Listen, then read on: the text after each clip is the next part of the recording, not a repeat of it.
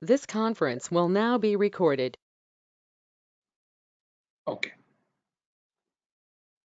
So before I jump into the class or the agenda for the day, let me just tell you what exactly have we planned for today. So first is I understand that Python is what you guys are more concentrated on. So we're going to be discussing the linear regression and the logistic regression implementation here in Python. And going forward, also it's going to be completely Python. Okay, so that's a feedback that I've got. And the other point is today we're going to be starting with something called as naive-Bayes model. Okay, so I'm going to take you all through some basic concepts on probability, and I'll tell you some laws related to probability. I'll tell you what is conditional probability, then how does Bayes theorem work, and how is the naive-Bayes model really created, and how are we going to implement a small quick use case here in Python. So this is the way by which we have actually structured it. Okay. So we're going to start off with linear regression, logistic regressions implementation. I'm going to tell you how you have to probably write a code. Then we're going to jump into the naive-Bayes model. We'll see an implementation of that one with a good use case. And with that, I think we should be done for the day. Okay. So this is exactly what we have planned. So I think, yes. So before I start, guys, any questions on the previous classes, topics, any questions or something that you guys wanted to ask before I jump into today's class, or anything else that you guys wanted to probably add on?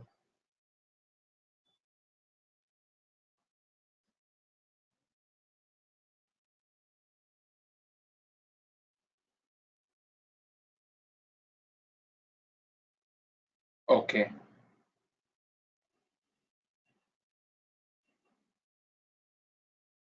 Okay, perfect.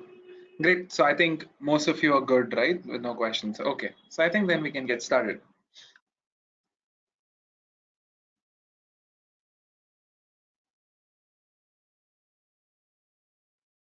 Okay.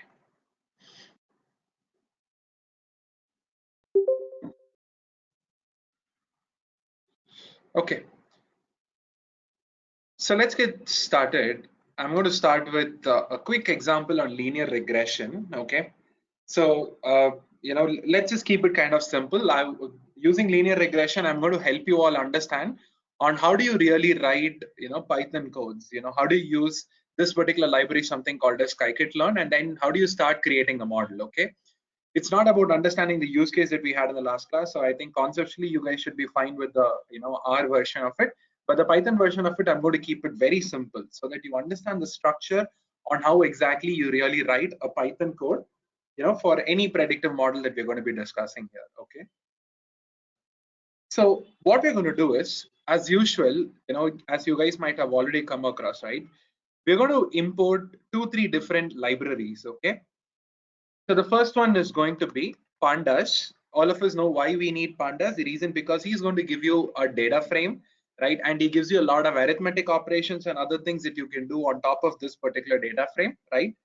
So it's equal to the SQL kind of a table, the data frames, and it is available only here in pandas. So we're going to be leveraging this guy in and out. So we need to import pandas with a different name. I would probably call it as a shorthand version of it. What do you call alias, right? So we're giving it an alias, something called as PD. Similarly, we'll just go ahead and say, hey, I wanted to import NumPy also as NP. Why? Because pandas cannot work as it is, because most of the scientific related operations are available in NumPy. So we would have some dependencies on NumPy also. We are importing NumPy. Then we are importing matplotlib.pyplot as PLT. Why? Because we need this guy for our visualizations, right? Apart from that, we're going to import something in scikit-learn, which I'm going to reserve it after a couple of minutes. Okay. So we are importing NumPy, we are importing pandas, we are importing matplotlib. The 2-3 libraries are done. So what we'll do is, as usual, we'll just go ahead and say, hey, pd.read_csv. Why? Because read_csv function is available only in pandas. You can replace it as any kind you want. You can have it as read_excel. You can have read_table. You can have read_SQL, right? So there are various kinds of files that this guy can probably read. So we need the help of CSV because our file here is a CSV file. So we're saying hey, I wanted to read this particular file. Okay, it's available in this particular address, and this is the file name, sales versus ads.csv. Let's hit Control Enter. Okay, so it's not there. Just give me a second, guys.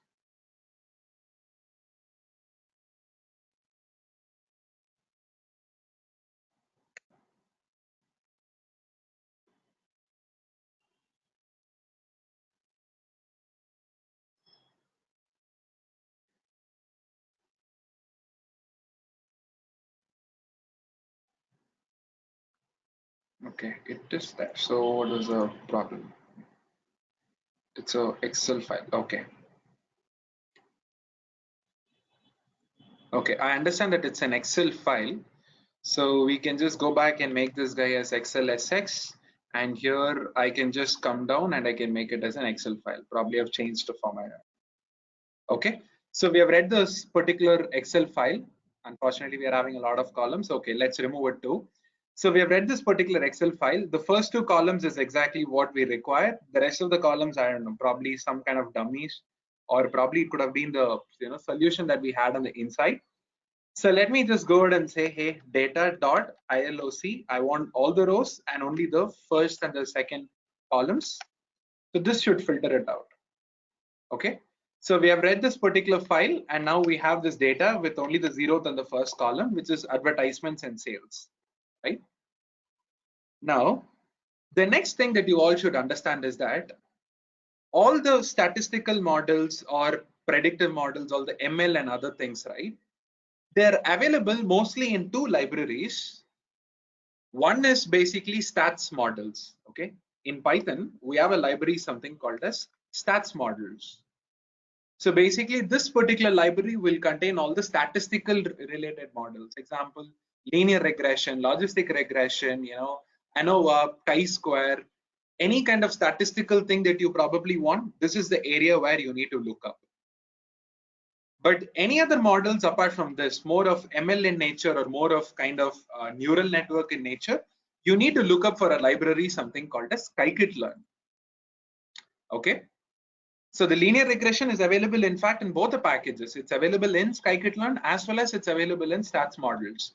But we typically prefer scikit-learn because that is a methodology that we do using it universally. In stats models, they're using a different methodology and the coefficients will not perfectly match.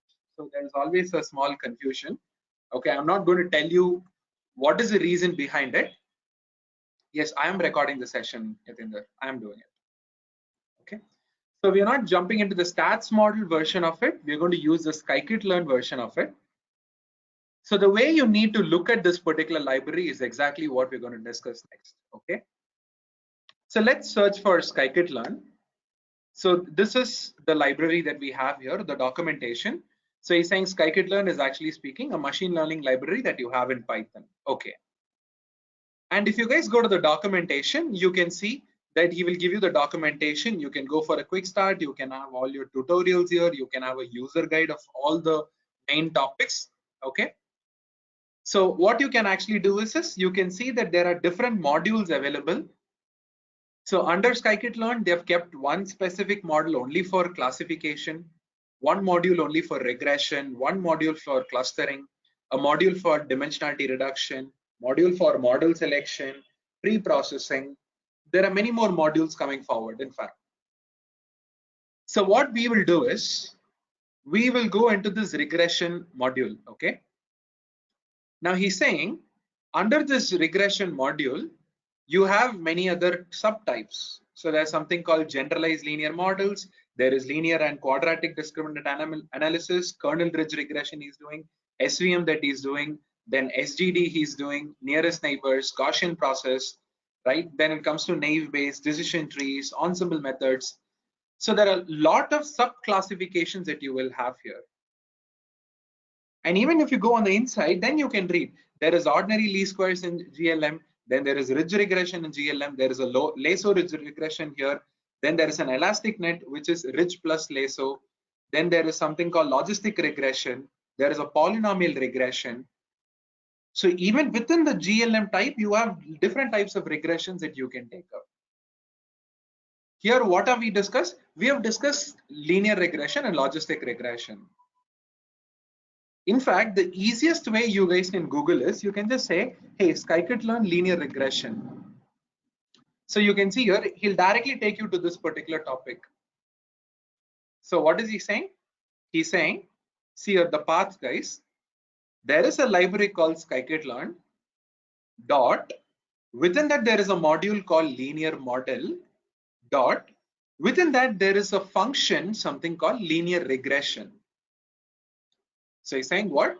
If you want to basically find a function which will create the linear regression model for you, you need to say, hey, from scikit-learn, within that go into linear model. Then within that, you need to search for a function, something called as linear regression here, right? So what we're going to do is we need to import this particular function first of all.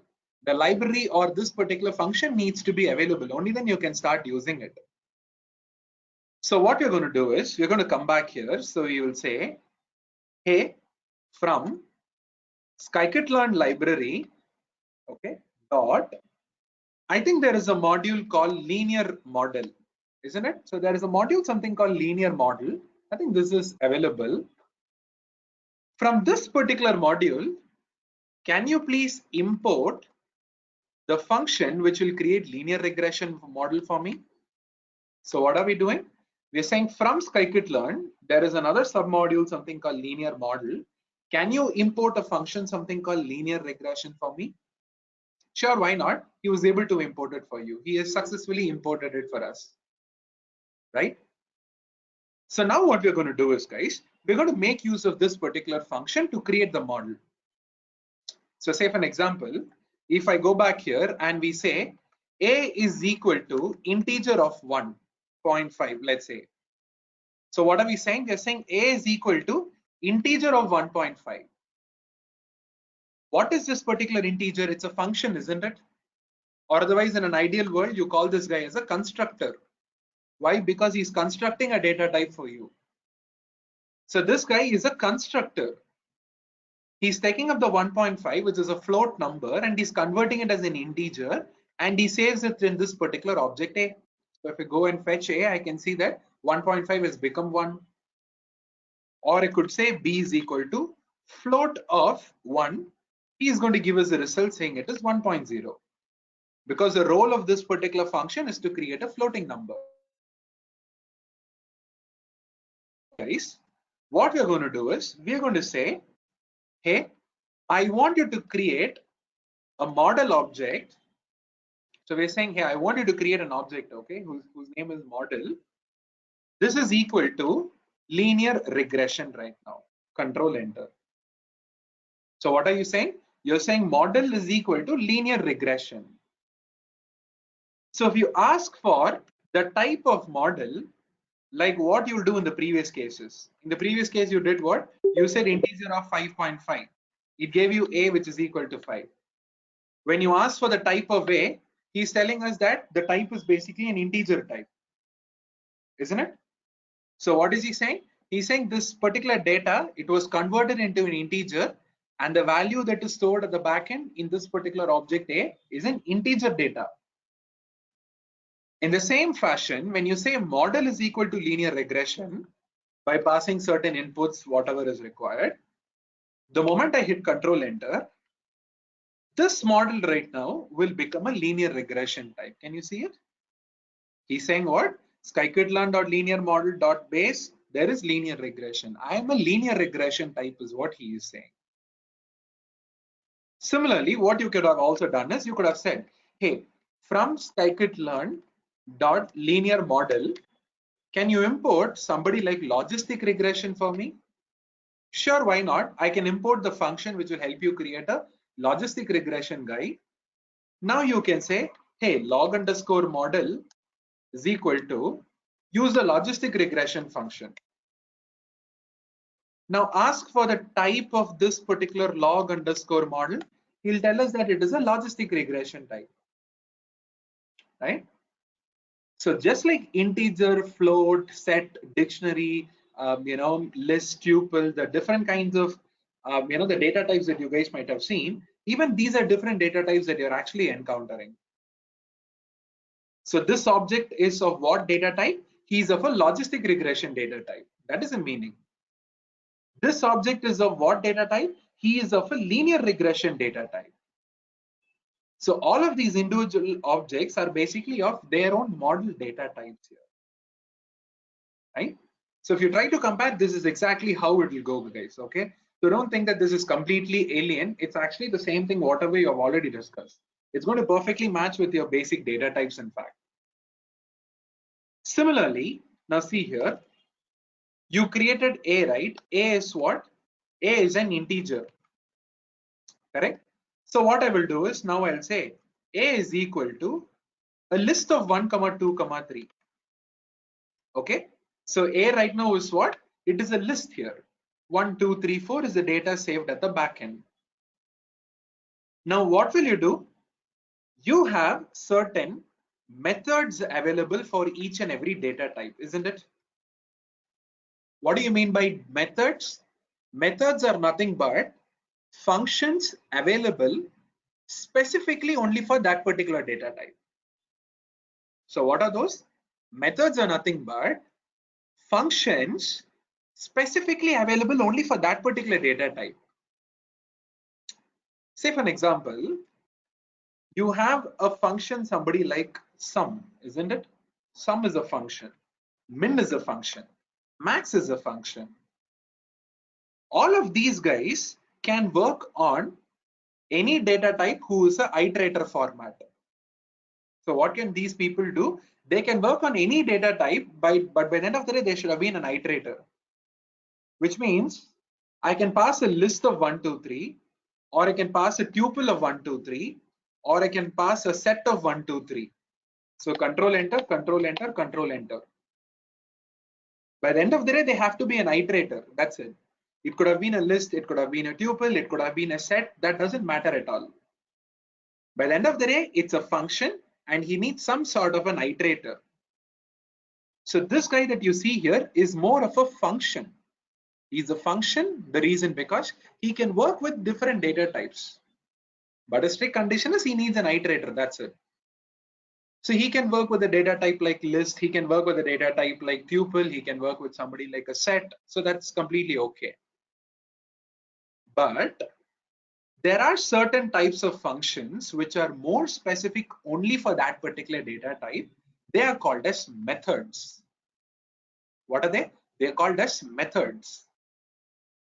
Example, A that you know is basically a list, isn't it? I can invoke a method, somebody like append, only for this list here, isn't it? So I can go and say a.append of 5, look at A, you have the answer 5 here. But now say for an example, if I say B is equal to a tuple of 1, 2, 3, but I ask saying, hey, b.append of 5, he'll give me an error saying such a function was actually not implemented here, isn't it?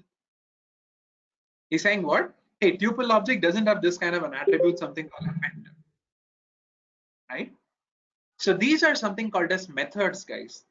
They are basically functions more specific only for a particular data type. So what are methods? Methods are basically functions which are more specific for a particular data type. Which means this guy append in a list may do something and append somewhere else may do something else. We never know.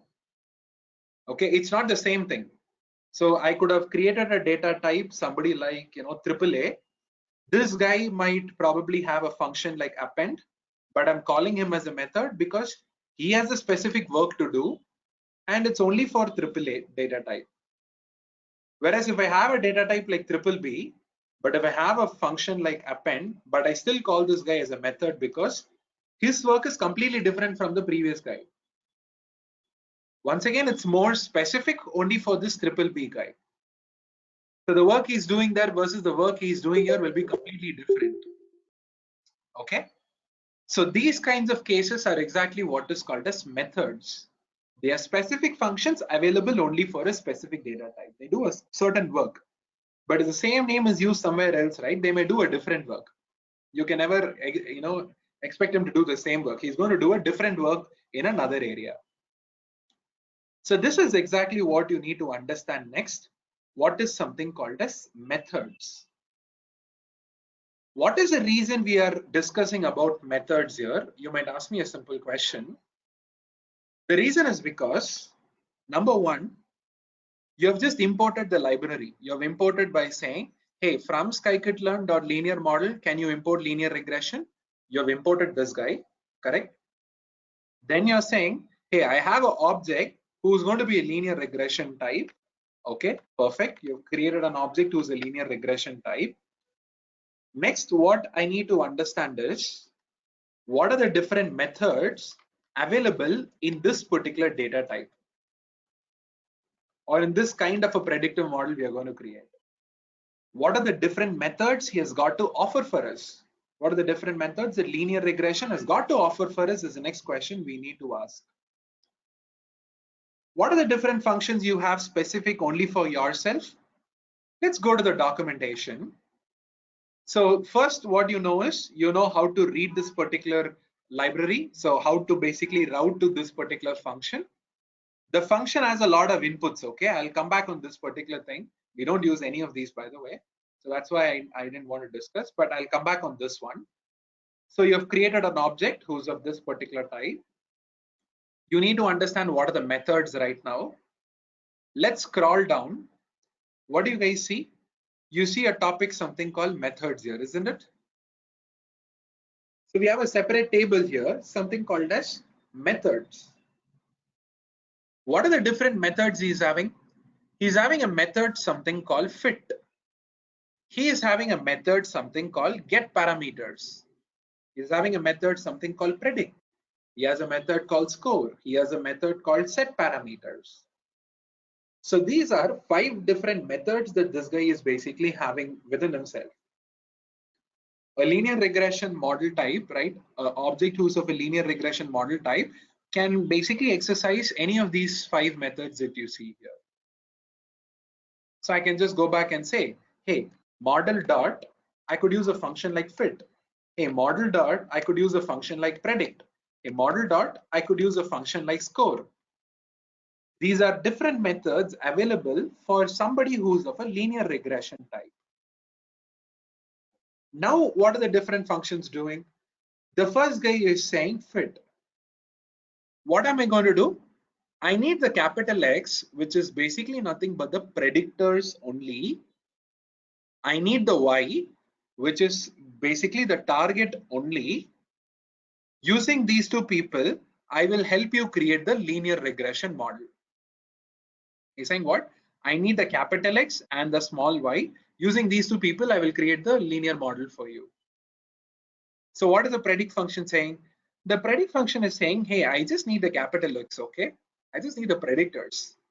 I can give you what should be the y here. I can give you the y cap. I can give you the predictions that's coming out of this particular linear model here. Or what is the score saying? Score is saying, hey, you may give me your X, you may give me your Y.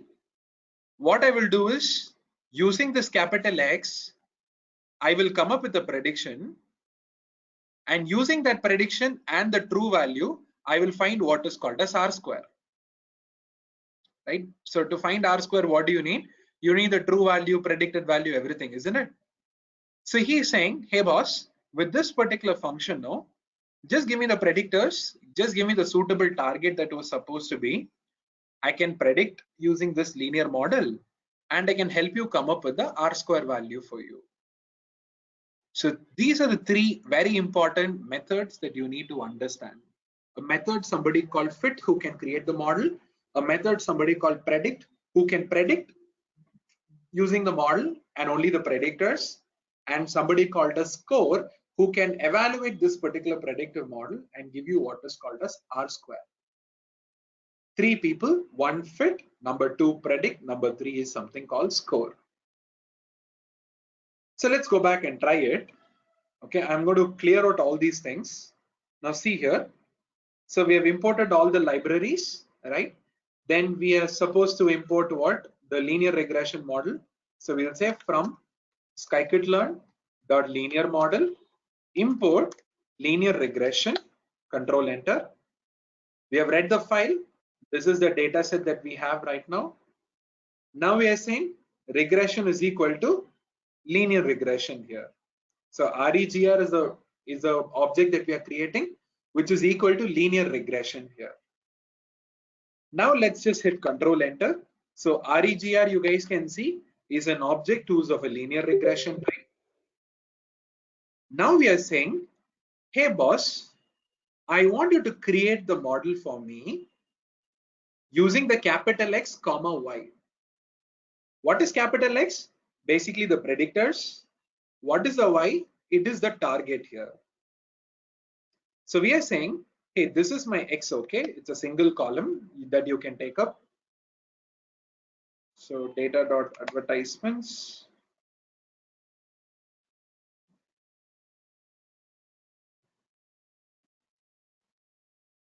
Okay.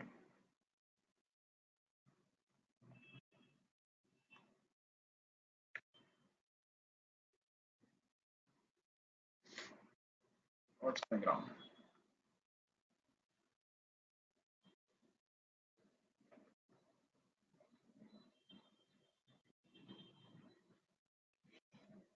So the Excel file is causing some problems for us. Just give me 1 second, guys. I'll create a new file. This one, sales.csv. Okay.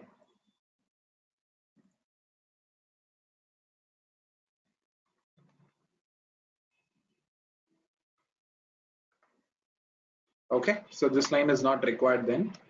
So you can look at the data. This is the data we have, advertisements and sales. Now you guys can see here, we are asking only for the advertisements column because that is basically the predictor for us.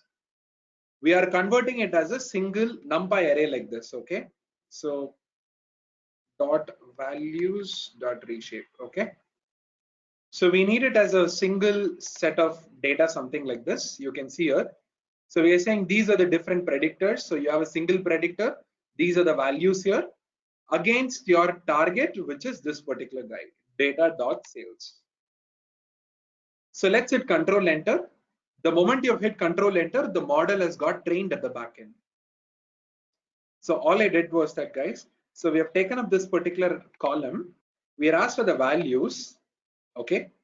So if you pass the values as it is, right, it'll give you an error saying, you know, he's not probably able to understand the shape of your data set. So the point is, if it is a single variable that you're using, right, you need to tell him that, hey, it's a single column. So the way you can do is, you can say, hey, reshape -1, 1, which means I want a 1 column, but number of rows you can decide it. So it will become a single column like this. Okay, I think in the latest versions and all, they've done it like this. So I've seen some errors. So that's why you have to reshape it like this. Now hit Control Enter. The linear regression model would have basically got created at the backend. Okay. Now what can you do? You can say regr dot predict. What will the predict function do for us? If you see here, he needs only the capital X and he can give us the predictions. So let's pass only the X variables, which is only this particular guy. He will start giving us the predictions right now. Can you see? He's predicting 135. He's predicting 139. He's predicting 220, 352.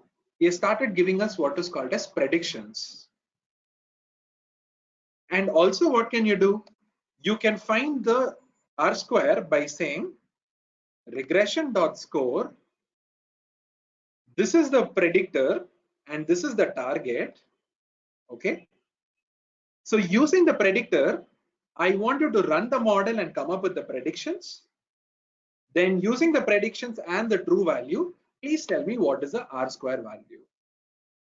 What is the R square he's telling us? It is 33%. If you recollect back to the Excel that we have seen, right, you should have got the same thing. We have got 33%. So 33% of the variance was explained by this particular predictor variable here. Similarly, now how do I look at the coefficients and the intercepts? For that particular reason, if you just come down a little bit more or go up, yeah, see here. If you go up, you have something called as attributes right now, right? What are the two attributes we have? there is a coefficient, there is something called as intercept. Or otherwise, the function has basically computed some variables on the inside, okay? And you can look up for the values in this particular variable, which is otherwise called as attributes. There are two attributes. How can you reach them? Very simple. Just say, hey, regr, you're the model, dot, coefficient underscore. Why? Because coefficient underscore is an attribute, that's all. Hit Control Enter. He's saying that the coefficient, the beta 1 is nothing but 0.09. Or say regr dot intercept underscore, let's hit Control Enter. He's saying the intercept is nothing but 134 right now. That's it. Okay. So there are two attributes that they can offer for us. The first one is something called coefficients, and the second one is something called as intercept. So COEF underscore and intercept underscore, these are the two attributes by which you can take out your coefficients here. I think it is pretty much, covered out everything, isn't it? So we've created the model, we were able to predict it, we got the predictions available here, we've got the R square, we have got the coefficient, and we have got the intercept also. So this is exactly the structure of a linear regression code. Literally for everything, even for logistic regression, I just need to change the name here, but otherwise the same code will do the job. Decision tree, I just have to change the name here, that's all. The same code will do the work. So the frame or the skeleton is the same, guys. If you understand each and every line here, right, this skeleton, now you can easily go back and create 20 predictive models at least. Yes. Actually, if you know this particular skeleton, you can easily create 20 models. So I can just change this to decision tree regression. That's all. He can start creating a decision tree model. Or I can say random forest regression. He can create a random forest model for us. So just with the change of the name and the proper import here, you'll be able to create n number of models here. So this is going to be the skeleton for creating any predictive model here in Python. Okay. So I think this is everything that I wanted to kind of tell you all. So these are just more things about it. Okay. So I think I'll go by the code itself. So these are the three methods that we have. Then the next one, what we have is, yes, he's taking up the prediction separately. Okay. There is another methodology of coming up with the R square. So you can import something called metrics. Within that, there is also R square. Using that guy also, you can come up with the R square, in fact.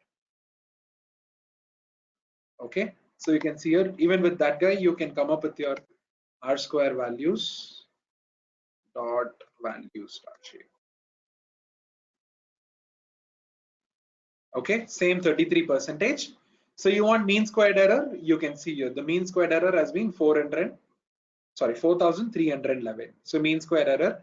So you can go back and check many other metrics.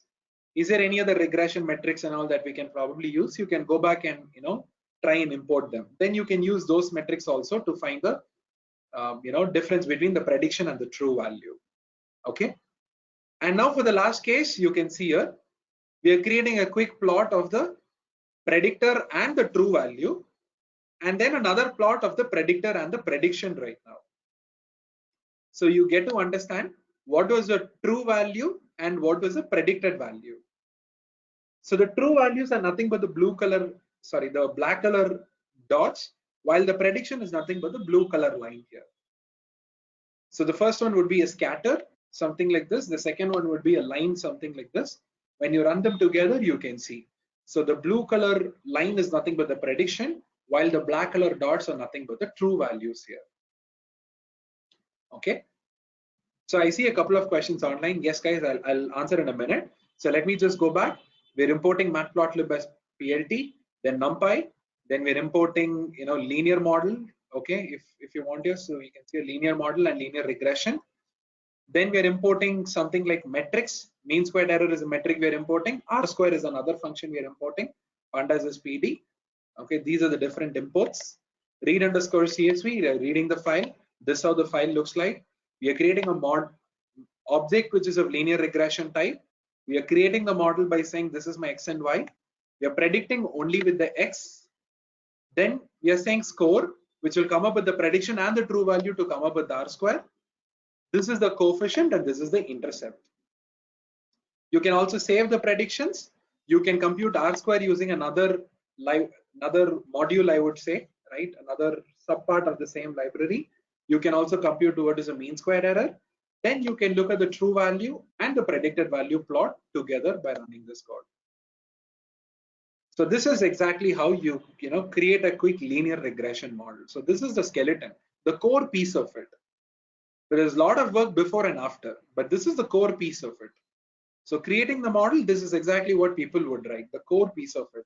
But there's a lot of work well above this one and well below this one also, like data pre-processing and post that validating the model, etc., etc. Okay.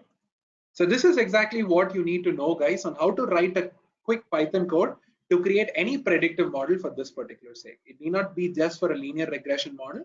It can be for any any predictive model in this case here. Okay. So I see that there's a couple of questions.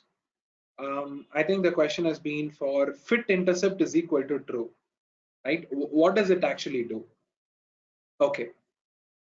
So what this fit intercept will actually do is, if you go back here and read this documentation, it is going to tell us that, see here, I can create a linear regression model for you with an intercept and without an intercept also. So what is he saying? He's saying, do you want me to calculate the intercept for you here in this case?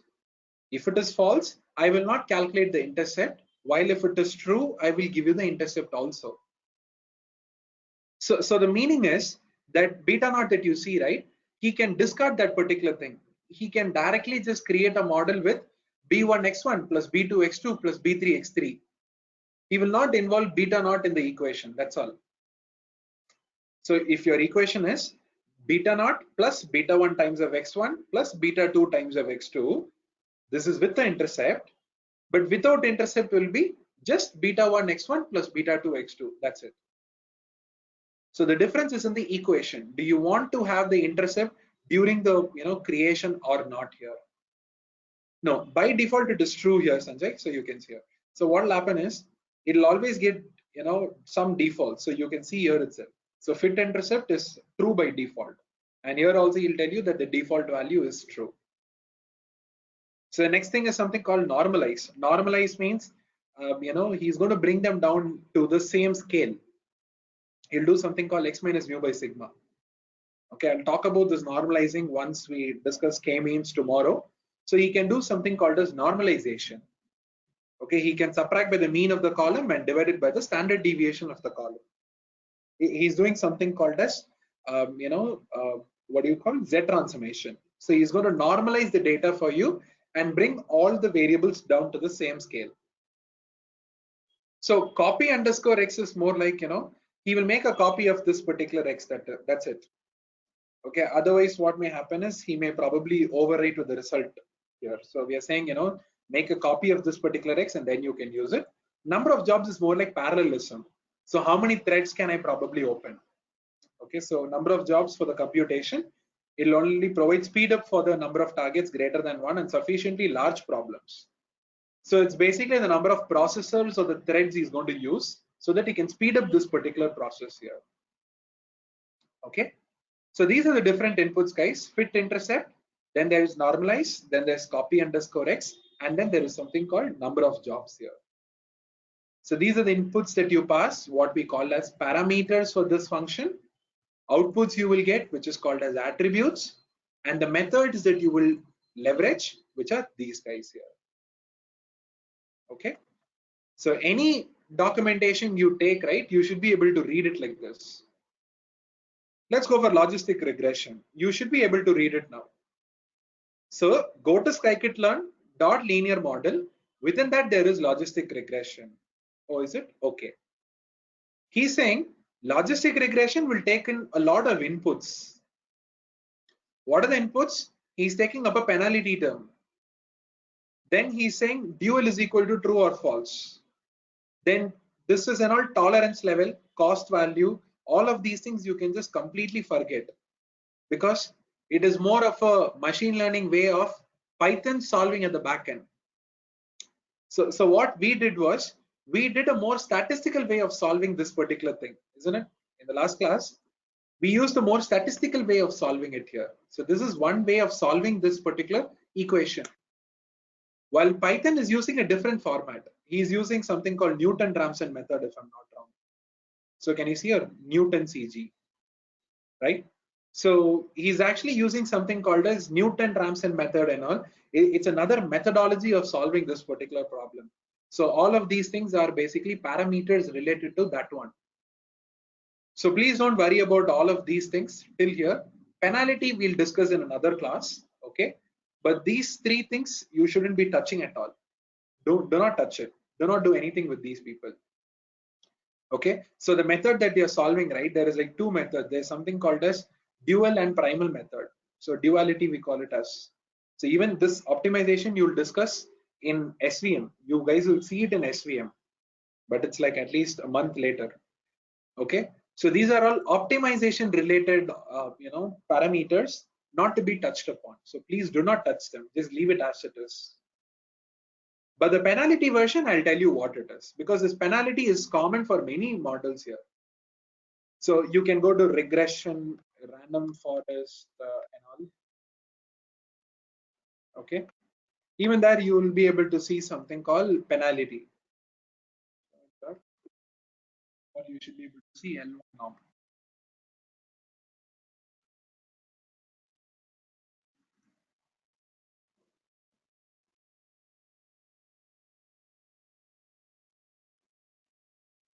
Okay, so do we see learning rate, random state, loss, random state is okay. Why is this penalty? Okay. Or let's go to lasso ridge regression. That will help you understand.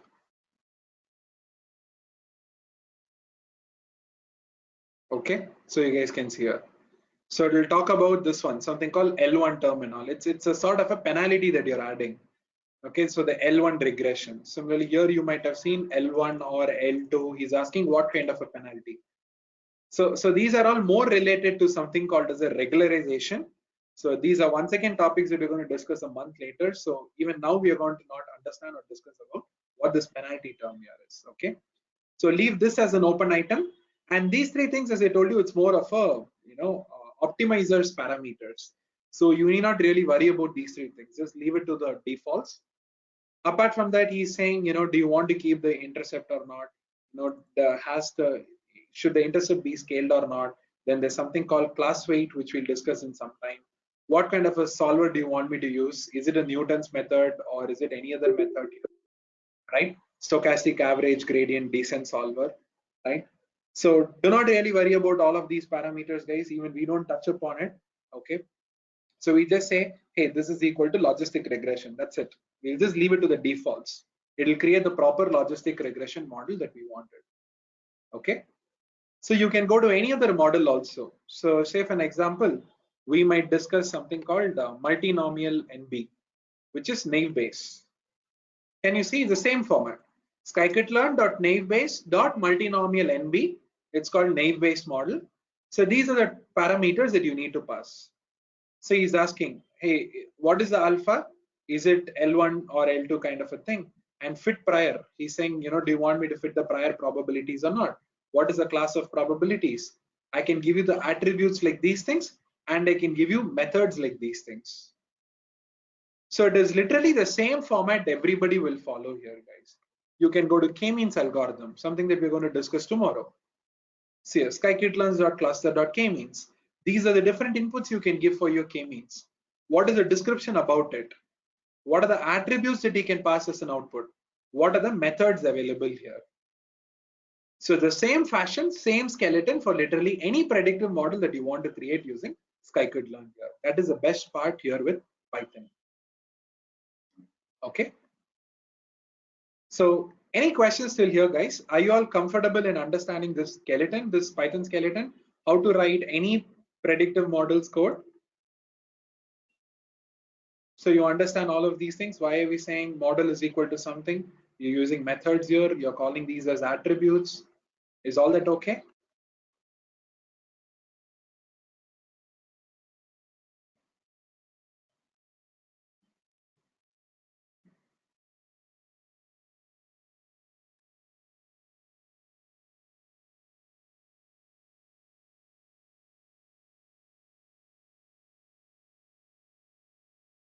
Okay, perfect.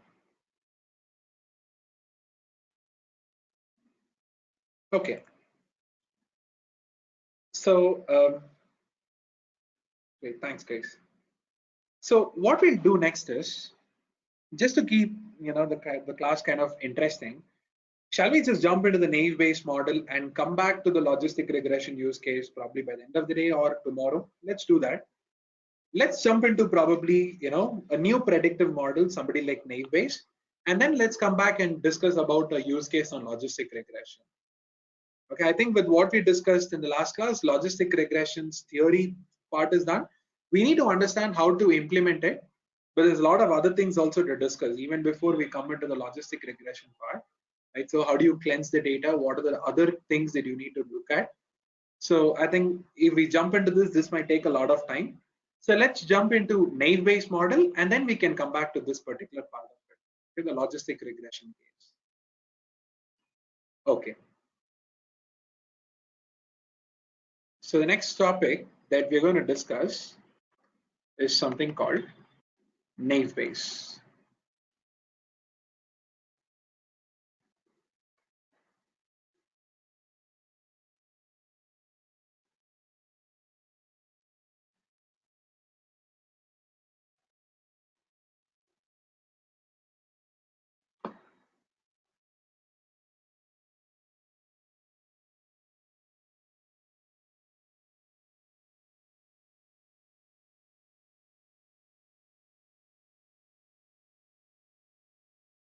Okay.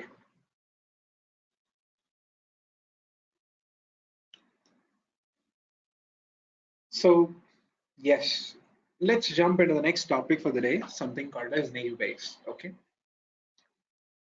So what do you mean by naive Bayes model? Okay, so how is it different from the other predictive models that we have discussed till now? So that is going to be your next question, right? So the very first thing that you all need to understand is naive Bayes model is actually speaking a probabilistic classifier. So what is a naive Bayes model? A naive Bayes model is nothing but it's a probabilistic classifier. It's a classifier by the end of the day, which means it's a predictive model which can do some classification for us using the laws of probabilities. It's a probabilistic classifier. But before I really jump into the naive Bayes model or even into the Bayes theorem, right?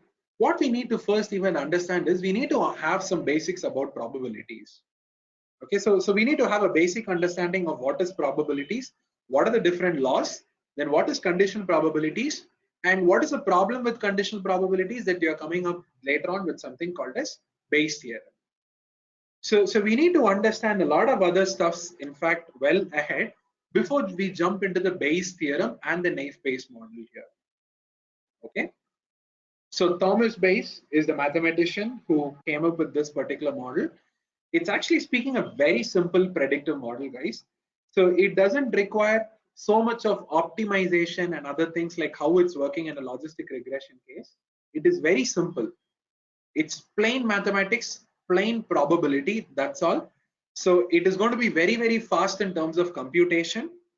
Okay, it's going to give you the results and it's going to learn the model, everything very, very fast. And in terms of computation, it's so small, it doesn't take much of a time, because all it's going to do is it's going to create table-wise summaries and it'll start finding probabilities. That's it. It is very size. Okay, so things if it's a large data size, but in terms of naive Bayes model, it's going to be much more faster on such large data sets.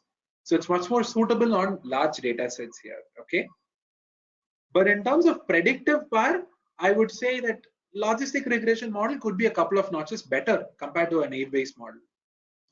Okay, but to a certain extent they will kind of match, but I'm just saying, so logistic regression might do a little bit more better compared to a naive Bayes model here. So now you guys might ask a question, so what do you mean by naive Bayes model? What are the fundamentals we need to have?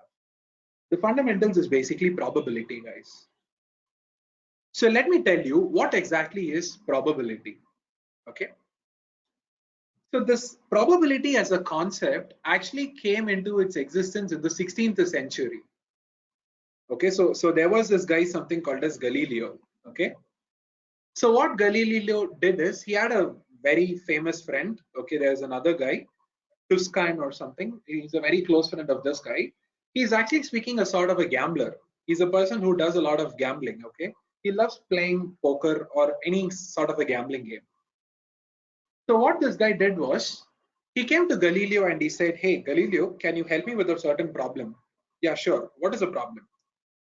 He said, "Dice that people would typically roll. Okay, there are 3 dice that people would typically roll, and what happens is they will find the sum of all the values that's coming from the 3 dice, and the person who has guessed it properly, right, or the person who is guessing the right answer, saying that, hey, this time when I'm going to throw, this is going to be the number." That particular person, if the number is also matching up, it's tying up for the number that he's calling, he's going to win the jackpot. So what is the point? There are going to be 3 die over here. They will have 3 values. The equal to the number that he's calling. If the numbers are tying up, then he's going to win a massive jackpot right now. Okay. So what this guy did was he came to Galileo and he said, "Hey, I think I found, that 9 and 10 are occurring most number of times." So he said, "What? I see that 9 and 10 are occurring more number of times. And I've also seen that 10 has been occurring too many number of times. When I compare 9, right, 10 is occurring many number of times. Can you tell me a statistical reason why?" That is the question he asked Galileo. So what this guy said is, "Hey, I observed that a sum of total which is equal to 9 or the total which is equal to 10 is occurring many number of times. But I observed that 10 is actually occurring too many number of times. Even though 9 is more likely to happen." So he said, "Hey, to get 9 right, so what you can have is, I can probably have 1, 3 and 6, right? Similarly, I can have 2, 2 and 5. Similarly, what can I have? I can probably have numbers like what? That's it, I think. Or is it many more? So 4, if I keep it, what will happen? If I keep it as 4 here, I can have combinations like 5 and 1, right? 1, 5 and 4. Similarly, if I'm going to probably keep here as 3, so you could have probably got results like 5 and 1, right? Similarly, if I keep it as probably 2 over here, what are the results you can probably get? I could have probably got a 5 and a 2 again, right? So what I'm saying is, this guy basically came up with different kind of combinations. So he said, "Hey, 136, 225, 154, and 153. I think these are the 4 combinations, right? Which will give you 9 as a result. But for 10, what do you have? You have very small limitations. You can have 2, 2, and 6, right? Is there anything else that you can have? You can have 1, 3, and 6. Is there anything else that we can probably have? Probably if there is a 5, then I can have 2 and 3, right? And if I have a 4, I can have 4, 4, 2, right? So what this guy did was, this guy, the friend of Galileo, he started listing out a lot of combinations for both this 9 as an answer and 10 as an answer also.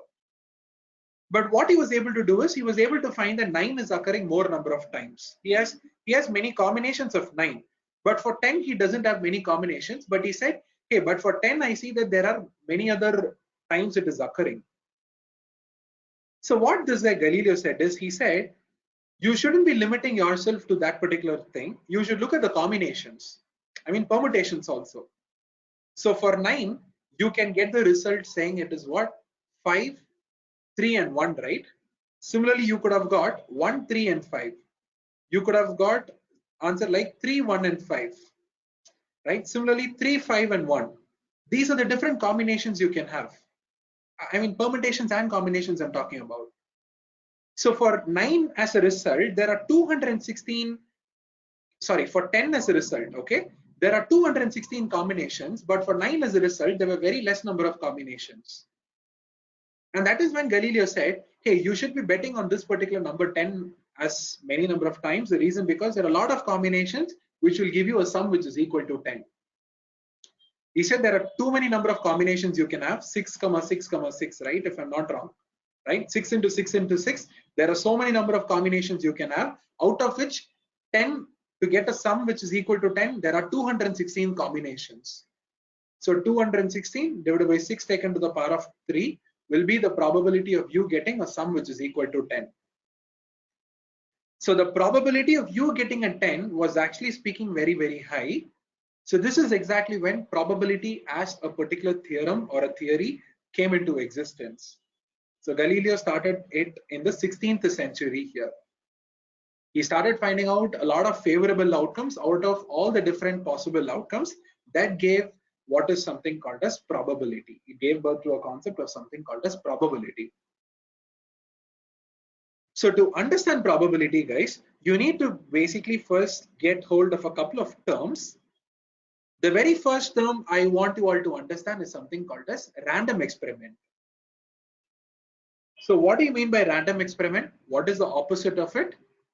The opposite is something called as deterministic experiment. So a random experiment is a case where I know that doing this particular experiment, the results are going to be completely random, which means I cannot predict what is going to occur in this particular trial.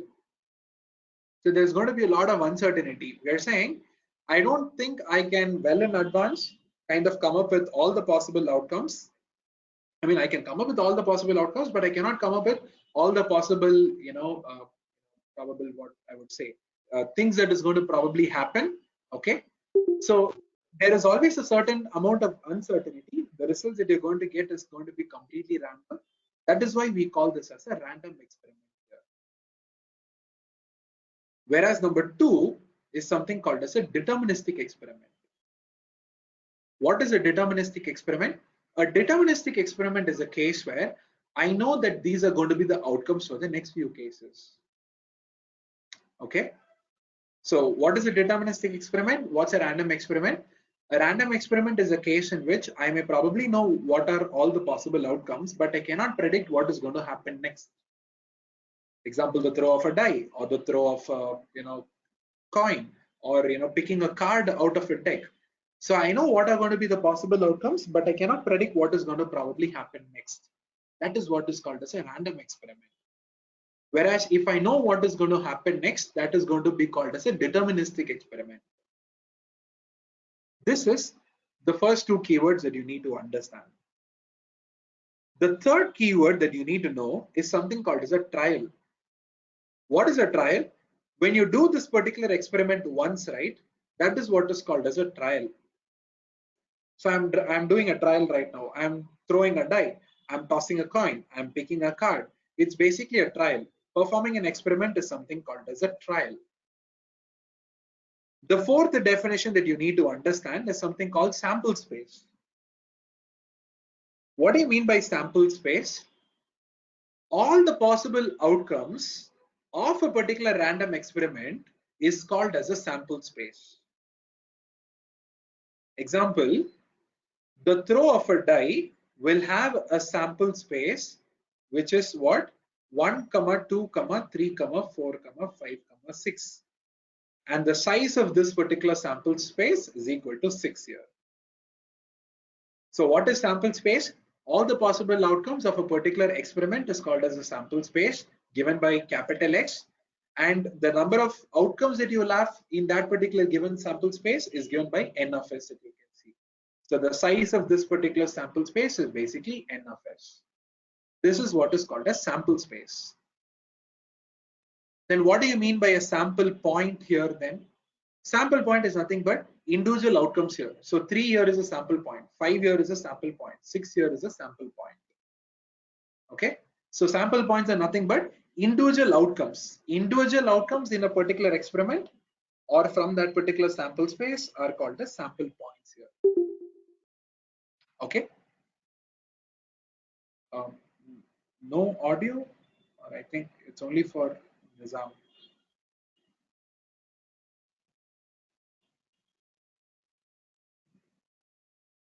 Okay, you are able to hear, right? Okay, okay. I think he might have had some connectivity issue. Okay, thank you guys. Okay. So we know what's a random experiment. We know what's a deterministic experiment. We know what's a trial. We know what's a sample space. Now we know what is a sample point. And over to the sixth keyword that you need to understand is something called as an event. Event is more of, I would say, a subset of your sample space. Okay, event is more like a subset of your sample space. So it's more like the possible outcomes for a certain experiment that you're doing. Okay, so I would call this as more like, the favorable outcomes for an experiment that you're doing. So you are saying that, hey, I want to see numbers where the outcome from this particular die will give me a number which is less than or equal to 3. So we're saying what? The event is nothing but me landing up with the value in that particular die where the number is going to be less than or equal to 3. That is something called as an event. So what are the numbers? It will be 1, 2, and 3, isn't it? So it's more of a subset to the sample space, guys. I would rather call it as, the favorable outcomes or something that you're searching for. That is what is called as an event here. Okay. So say for an example you have here, while throwing a die, so the event of getting values less than 5 is nothing but 1, 2, 3, 4, 5. So event is more about a certain kind of thing that you have in mind and for which you're searching certain possible outcomes. So random experiment, deterministic experiment, trial, sample space, sample point, and then over to something called as event. The next few keywords that you need to understand, the first one is something called as exhaustive cases. What do you mean by exhaustive cases? It's pretty much equivalent to the sample space only, but exhaustive cases is nothing but the total number of possible outcomes in a random experiment. So all the possible outcomes in a random experiment is called as exhaustive case. Okay, it's pretty much equal to the sample space only, I would say. So exhaustive cases is when you use the keyword saying, hey, these listed possibilities are nothing but all the possible outcomes for a particular experiment that you're doing. So that is called as exhaustive cases. Whereas if it is for a specific event that you're looking at, then those cases are called as favorable cases here. So the cases that are favorable for the happening of an event is called as favorable cases here. So exhaustive cases are nothing but all possible outcomes for a particular experiment, whereas favorable cases are nothing but the favorable items for a particular event happening. So these are the next two keywords that you need to understand: exhaustive cases and favorable cases.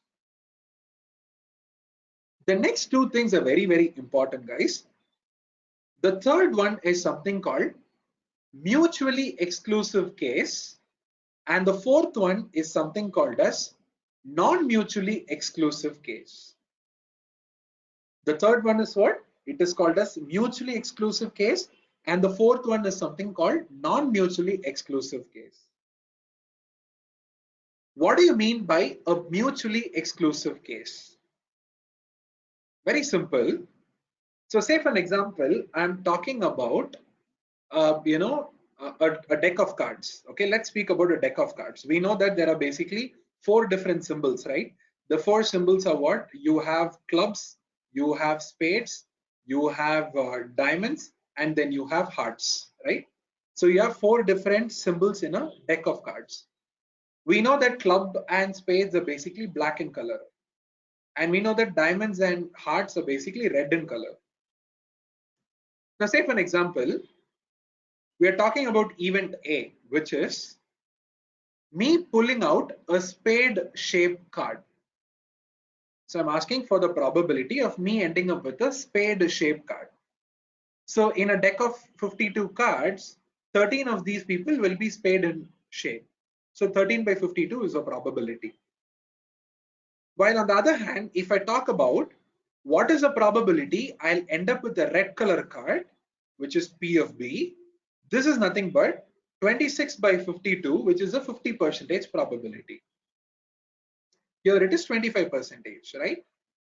So this is event A, where you're talking about me ending up with a spade shaped card. This is event B, which is me ending up with a red color card.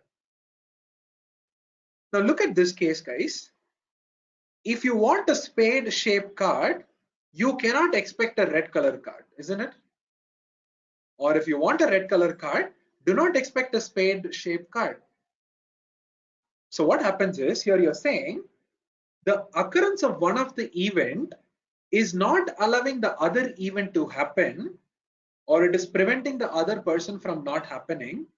These kinds of cases are what is called as mutually exclusive cases. What are they? They're basically called as mutually exclusive cases. The occurrence of one of the event is going to prevent another event from happening. That is what is called as a mutually exclusive event. So what has happened? You're expecting a spade, but you're getting red, right? It's not possible. You're expecting a red and you're expecting a spade. No, that's also not possible, right? So these two cases are not possible at all. You cannot have a spade which is red in color or a red which is spade in symbol. So these kinds of cases where we are looking at two events and the occurrence of one of the event may prevent another person to happen is what is called as mutually exclusive cases, which means in no world they can both occur together. So they are two individual entities. This is A, this is B. While in a non-mutually exclusive case, what you will have is you have a particular scope of them both occurring together also. Example, I might ask you, hey, what is the probability of me picking up a diamond shaped card? What is the probability of me ending up with a red color card? So diamond cards are nothing but 13 by 52. Red cards are nothing but 26 by 52.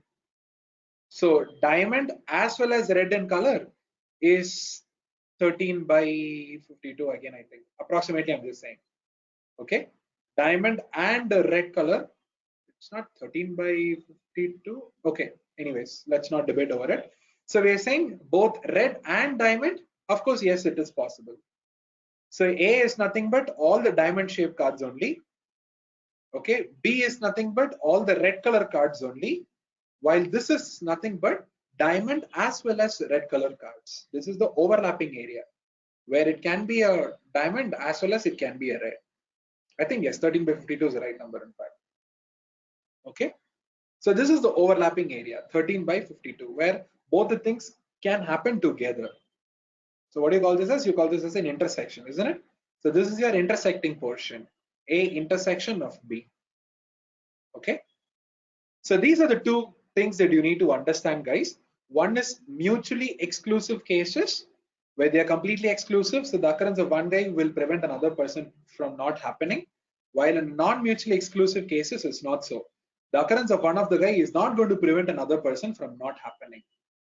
Okay, so that is what is called as non-mutually exclusive cases, where there'll be an overlapping portion here. Okay. Then what are equally likely cases? Equally likely cases are examples when the outcomes can happen at equal probability. Example, the toss of a coin, head and tail. So these are equally likely cases. So if the coin is unbiased, both of them can happen in an equal fashion, right? You cannot say that you're going to end up with heads more number of times compared to the tails. So this is an example of an equally likely case. So there is no reason that you can expect one of the outcome to happen more number of times compared to the other person. So that is what is called as equally likely cases. So these are the different terminologies you need to understand, guys, even before we start discussing about the Bayes theorem here. So we know what is something called random experiment. We know what is deterministic experiment, right? Something where you cannot predict, something where you can predict is called random and deterministic. Trial, doing an experiment once is called as trial. Sample space, all possible outcomes is called sample space. Sample point, every individual outcome is called as a sample point. Event is more like something that you're searching for. It's more like favorable, I would say. Okay, the subset of the sample space which is more favorable for a particular problem that you're looking at. Then exhaustive cases is nothing but all possible outcomes for a random experiment. Favorable cases is nothing but the cases that you want related to a particular event happening. Mutually exclusive, where both the people will not happen together, whereas non-mutually exclusive, where both the people can happen together. And equally likely cases, where all the possible outcomes are going to be equally likely. There is no reason for you to favor one of the outcome compared to another person. So that is what is called as equally likely versus non-equally likely cases. So these are the different terminologies or the basics that we need to first understand here, guys. Now, please tell me if you've all followed all of these terminologies here. Yes or no? So it's going to get interesting as we move forward. Okay. So I know, like, I feel a little boring, but it's going to get a little interesting coming now onwards. Yeah. Clear? Perfect. Okay. So the next thing that all of us know is basically probability formula, right?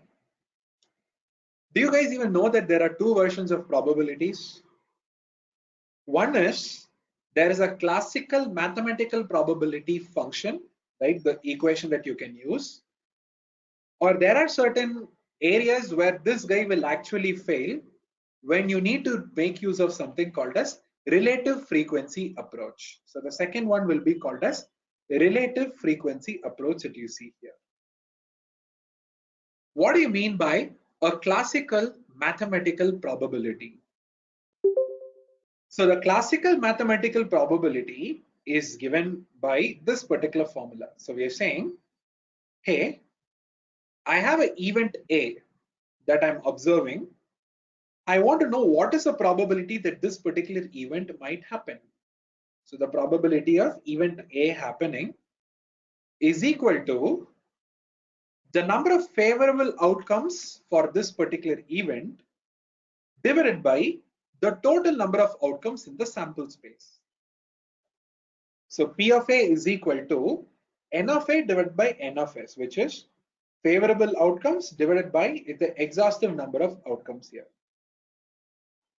This will give you what is something called as the probability of occurring. That is the chances of this particular event happening. Now, this particular formula is not so simple, guys. You need to understand a couple of things. One is, it has to be a random experiment. So the result from this particular probability, you can rely on it, or you can, consider this particular result, provided you know that what you have done is a random experiment and it is not of a deterministic fashion. This is number one. Number two is, all of these outcomes need to be mutually exclusive. That is very, very important. That is, the different outcomes that you get, right, they all should be mutually exclusive. That is, if I roll a die, I can expect only outcomes 1, 2, 3, 4, 5, 6, where each and every guy can occur only what? Separately. If I roll a die, I can expect 1. I cannot expect 1 as well as 2. No, I cannot. I can expect 3. I cannot expect 3 and 4 and 5. So that outcomes are surely supposed to be mutually exclusive, which means you cannot expect more than a single outcome in a particular trial that you're doing. As well as they should be equally likely. You cannot do a biased experiment here. Number one is, it needs to be a random fashion. It cannot be deterministic. To a certain extent, these two people are tied up, in fact, to a certain extent. So number one is, it needs to be a random experiment. Number two is, it has to be mutually exclusive. Number three is, it has to be equally likely. These are three very, very important conditions. Only then the results coming out of the probability is acceptable. When are the cases it can fail? It can fail when it is deterministic in nature. It can fail when it is not mutually exclusive.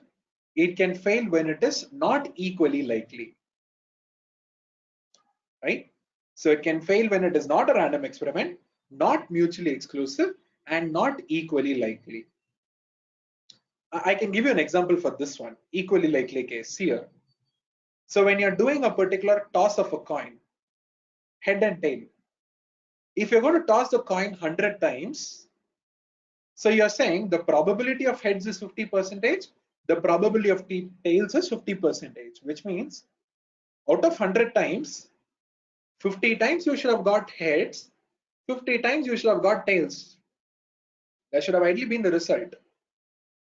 But now suppose in case you see that the heads is actually occurring 80 times and the tails is occurring only 20 times, then this is what? This is not equally likely. The probabilities are 80 and 20, which means you're not, satisfying this particular criterion. So you cannot go by this particular formula. You cannot say that, hey, head is one outcome out of the two possible outcomes. 50% is the probability. You cannot think like this. Because here it has not been equally likely. 80 is more number, which means heads has been occurring more number of times compared to tails, which has occurred only 20 number of times. So this probability result of 50% cannot be taken because I see that the coin or something is being biased, so the results are not equally likely here. What do you do if it is not equally likely? You use something called as relative frequency approach. So you go back and do this particular experiment many number of times. You have done it 100 times. You have observed that the counts are 80 and 20. Now you can come up with the probability of heads by saying 80 by 100. Probability of tails by saying 20 by 100. That's all. So instead of using classical mathematical probability, you would rather use relative frequency based approach. Okay. So the point is, guys, if I will help you guys with a simple simulation, let's open R.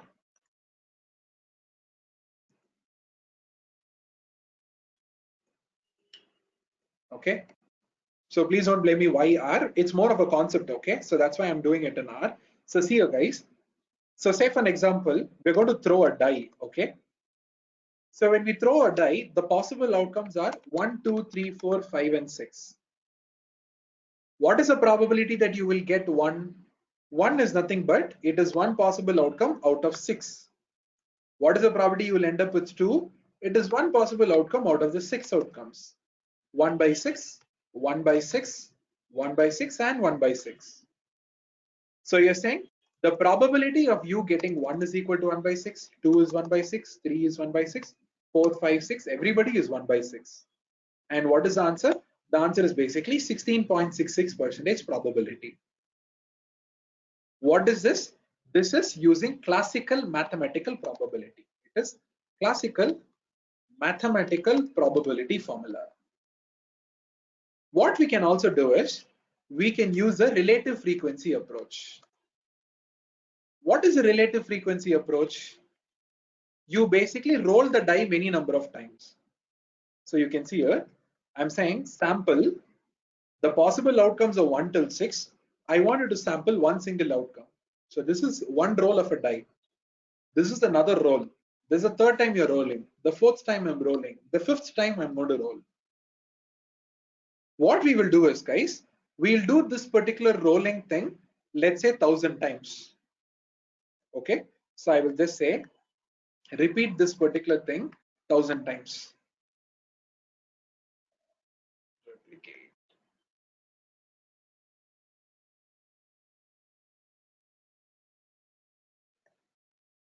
Okay, so what you guys can see here is he's doing this particular experiment 1000 times over here. So he's rolling the die 1000 times.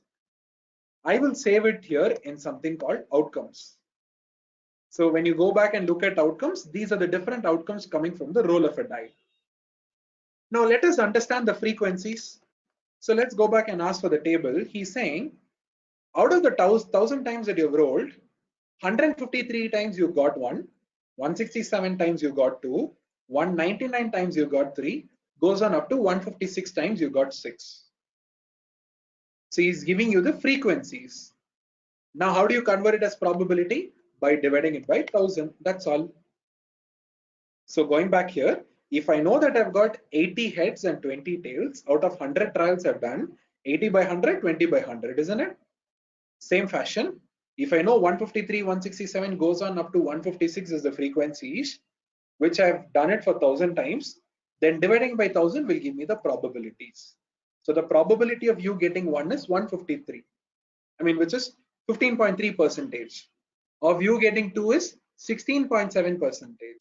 4 is 16.1%.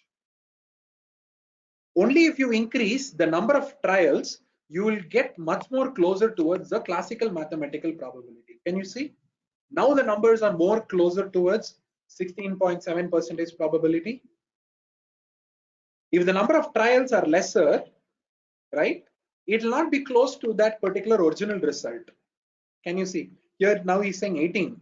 Here he's saying 23. These are not the right results. Only when the number of trials are close to infinity, guys, right? Only when the number of trials are close to infinity, your relative frequency approach result and the classical mathematical probability result will basically tie up. Now can you see? It is 16.8%. It's approximately close to your classical mathematical probability result. So this is exactly the point. So when you're using classical mathematical probability, you need to look at all these cases. So can I rely on this particular thing? Yes, I can rely, provided it's a random experiment, or it's a mutually exclusive experiment, or it's actually an equally likely case. Only if all the three things are satisfied, going with probability results is okay. If any of these things are actually failing, then I need to use a relative frequency approach. That's it. Okay. This is classical mathematical probability. It will fail when there are a lot of exhaustive cases, when the random experiment is not having equally likely cases. In all those cases, you should be using relative frequency approach. The formula is very simple. This is the formula. Where is that? It's not here, is it? Okay. So the formula is actually very simple.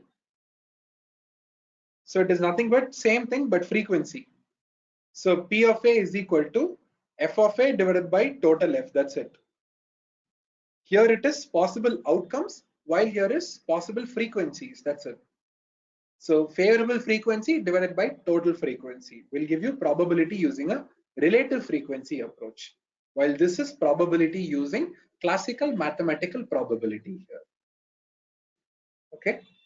So as I told you all, if the number of trials are close to infinity, this guy will tie up with this guy. So the relative frequency approach and the classical mathematical probability numbers will basically tie up here.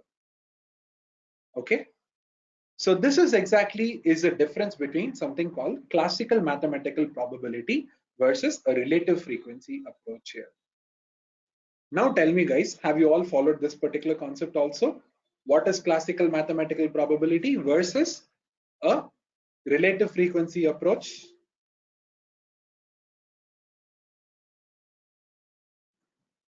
Yeah.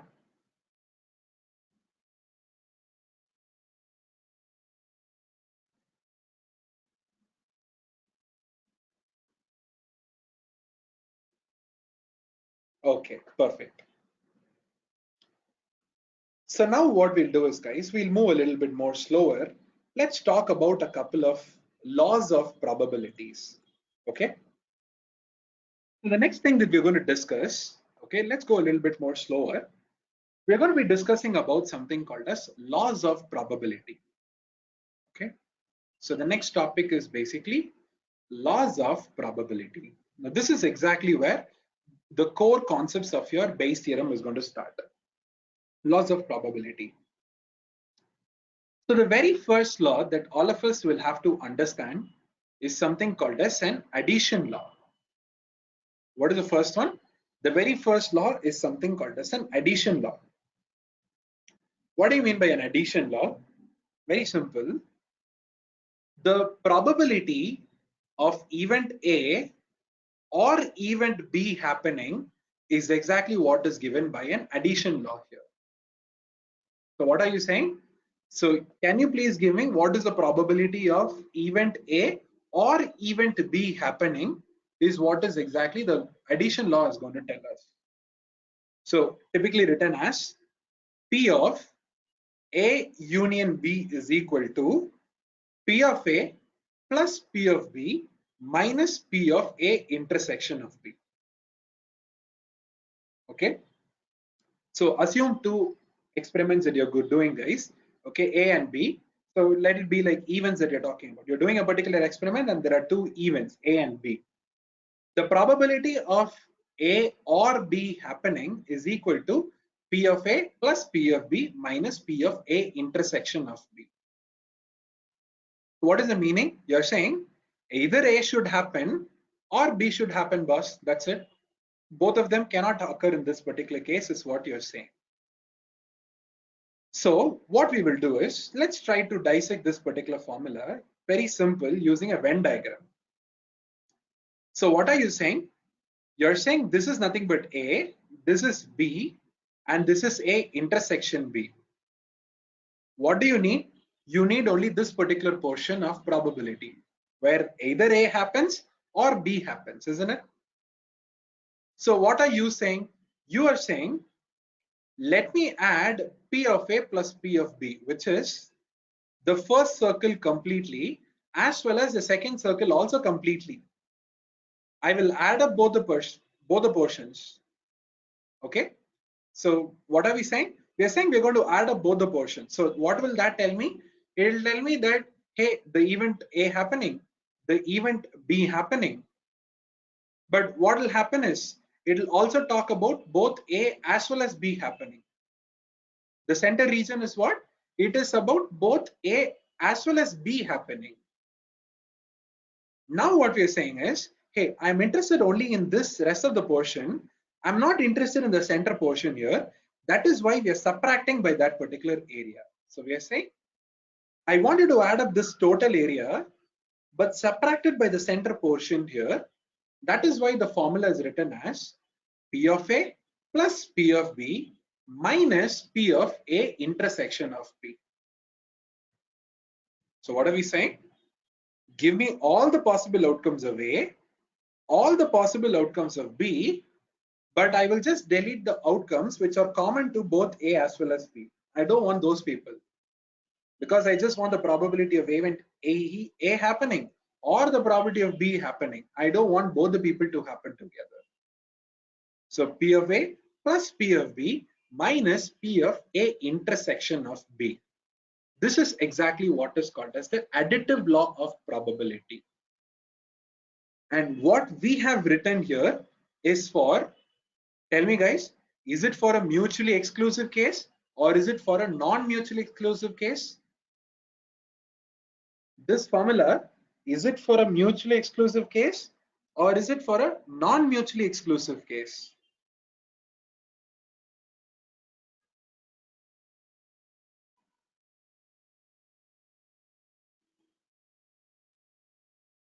Perfectly said.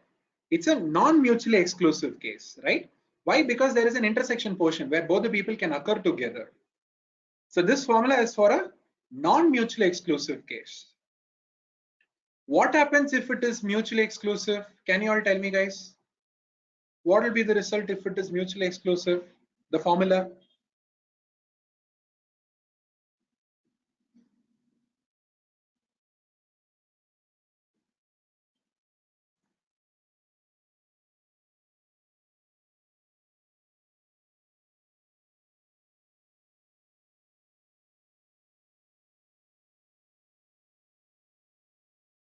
Perfectly said. So the center portion will not be there, right? So which means the A intersection B, this portion will be equal to 0. So it will become P of A plus P of B minus 0, which is otherwise just P of A plus P of B. That's it. So this one will be the formula when you're solving it for a mutually exclusive case, while this would have been the formula for a non-mutually exclusive case. So how does the additive law work for a non-mutually exclusive case and for a mutually exclusive case? These are the formulas: P of A plus P of B minus P of A intersection B. While for a mutually exclusive case, the intersection portion is equal to 0. So the formula will be just plain P of A plus P of B. Go back to the PPT. You guys can see it. Coming back here to the formula, you guys can see it. So for a non-mutually exclusive case, P of A union B is equal to P of A plus P of B minus P of A intersection of B. While in this particular case, it is P or B is equal to just P of A plus P of B, because that intersection portion is not available, it's equal to 0. So this is the additive law for a non-mutual case and a mutually exclusive case. Okay. So this is the very first thing that you all need to understand, something called as an additive law. So shall we just quickly solve a small problem? I'll ask you all a simple question. So the question is, let's say I am drawing one single card, okay? Uh, I want to know what is the probability that I will end up with jack face spade card or a queen heart, let's say. Yeah, I think this problem should be good. I think I'm making it a little complex, but still it's okay. Now tell me, I'm going to pull out one single card, okay? I want to know what is the probability that event A or B will occur, where A is nothing but taking a spade of jack, and the second one will be queen of hearts. So jack of spades and queen of hearts, whatever it is. What is the result? Can you all tell me? Guys, another small request. So whenever there's any questions that I'm asking, feel free to, not like feel free, please drop the answers in a private option, okay? So you can see that you can send a message to the organizer only. So please give me an answer privately so that I get to understand what are others' answers too. Okay.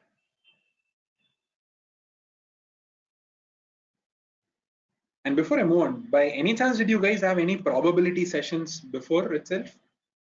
Because, I don't think I should be repeating all of these stuffs. Did you guys have probability sessions previously?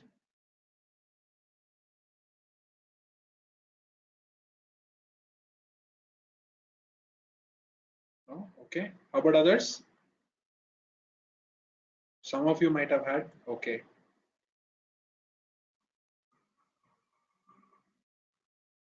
Oh, okay.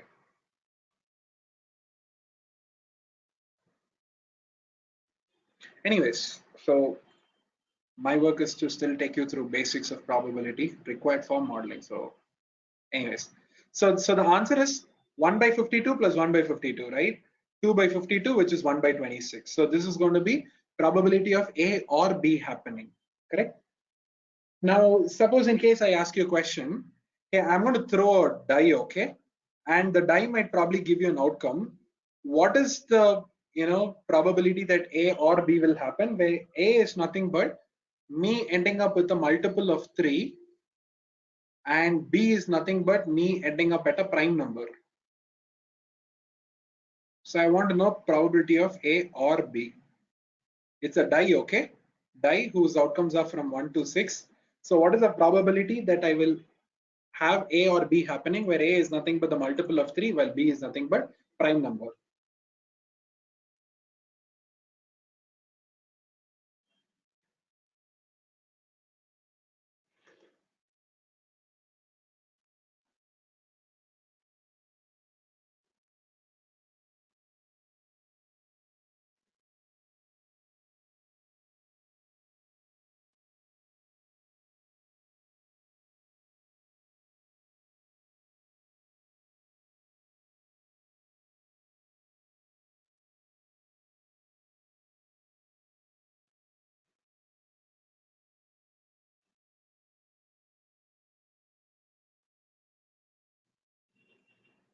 Yes, I got some quick answers here. Why? Is it because you've seen the problem already?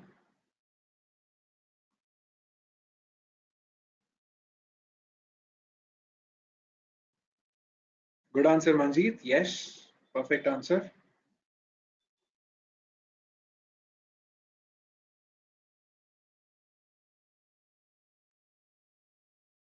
So me getting multiples of 3 are what? 3 and 6.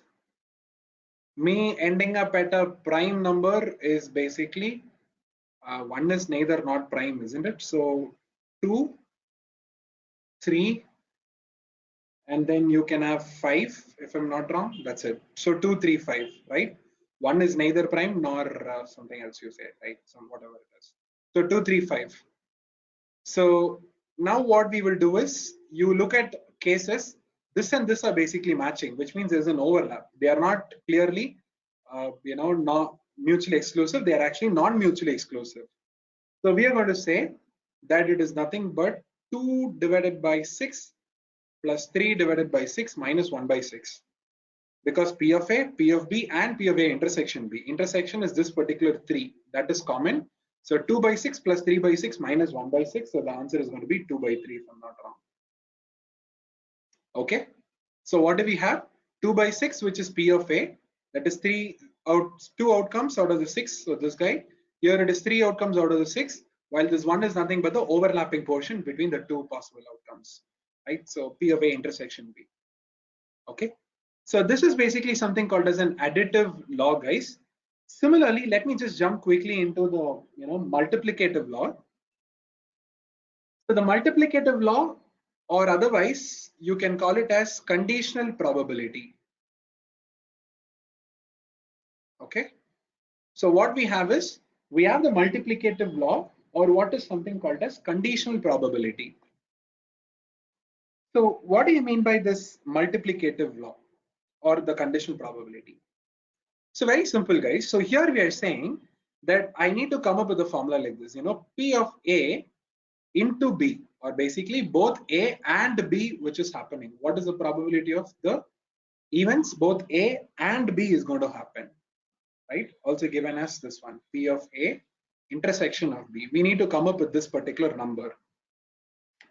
So the way you're going to come up with this one is you need to understand, a little bit on the events and other things. You need to understand that both of these people are actually speaking dependent upon each other. They are not entirely independent. They're going to have some kind of a dependency here. Now, say for an example, just to clear out all of these things, what I'll do is, guys, let me take up a quick small case, okay? So the case is basically an event A, which is nothing but me picking out a card which is black in color and it is a face card. It is black in color and it is a face card, which is basically Jack, Queen, and King. For blacks are basically what? Clubs and spades, isn't it? So C, C, and C, S, S, and S. So these are the three possible outcomes. You can pick out cards which are Jack, King, and Queen, right? Jack, King, and Queen here, coming from clubs as well as spades. So these are the 6 possible outcomes for A. What is this for B?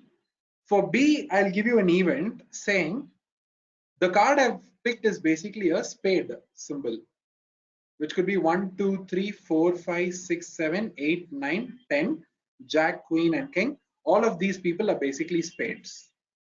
Okay. So what do you have? You literally have 13 cards over here. So event A is nothing but black face card, while event B is nothing but spade card only. There are 13 cards with you. So what is the probability of event A happening, guys? Probability of event A is nothing but 6 by 52. What is the probability of B? B is nothing but 13 by 52. So now suppose in case, now we are talking about something called as conditional probability, okay? What do you mean by conditional probability? Conditional probability basically means that, can you please let me know what is the chance of event A happening, provided I have the information that B has already happened? So what are we saying? We are saying, hey, can you please let me know what is the probability of event A will happen, provided I know that event B has already happened. So say for an example, here we are saying, hey, I picked out a card, okay, a single card. I know that I have already pulled out a spade card. I've already pulled out a spade card.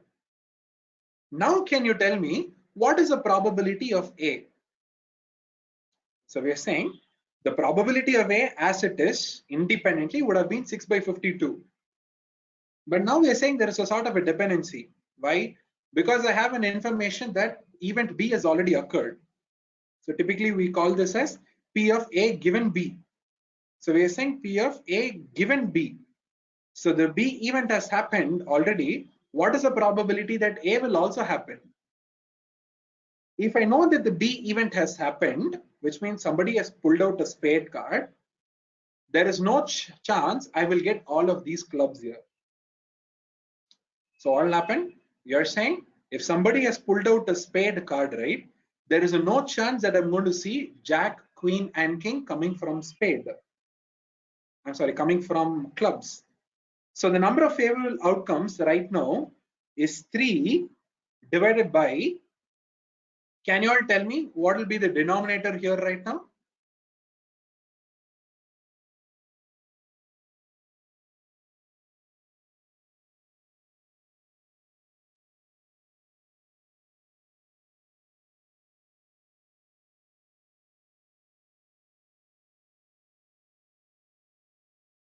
Exactly. So it is 13, isn't it? Because you already have the information that B has already happened, right? So the probability of A, given that B has already happened, is nothing but 3 by 13. So these are the 13 guys who have got a spade as a result, right? So out of these 13 people, these are the 3 guys who are having face value, right? Or a face card, I would say. Hence, you're saying it is 3 divided by 13, right? So previously it would have been 6 by 52. But now I have the information that is a spade card, which means there is no much chances of you getting what? Clubs. Hence you're saying out of the spade cards, which is 1 till 10, then Jack, Queen, and King, which is 13 in number, there are only 3 cards out of which it could have been a face card. So 3 by 13 is going to be the probability of A, given that B has already happened.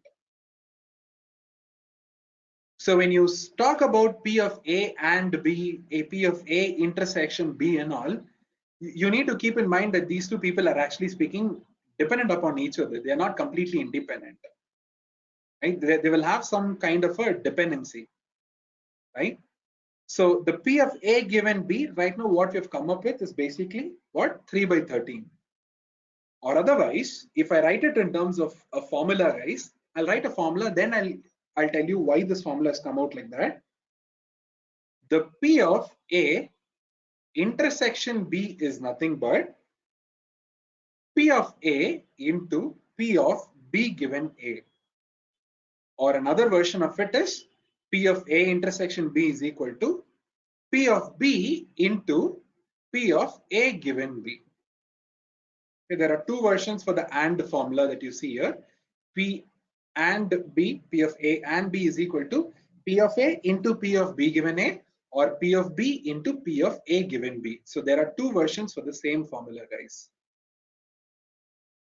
Now I'll give you a reason on how this particular formula has come out. Let's go logically. Now say for an example, if I know that the probability of an event A happening, which is otherwise me picking out a what face card, was nothing but M1 divided by N. Similarly, P of B is equal to what? Me picking out a spade card, which was 13 by 52, which is M2 divided by N.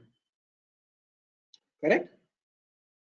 What is P of A intersection B?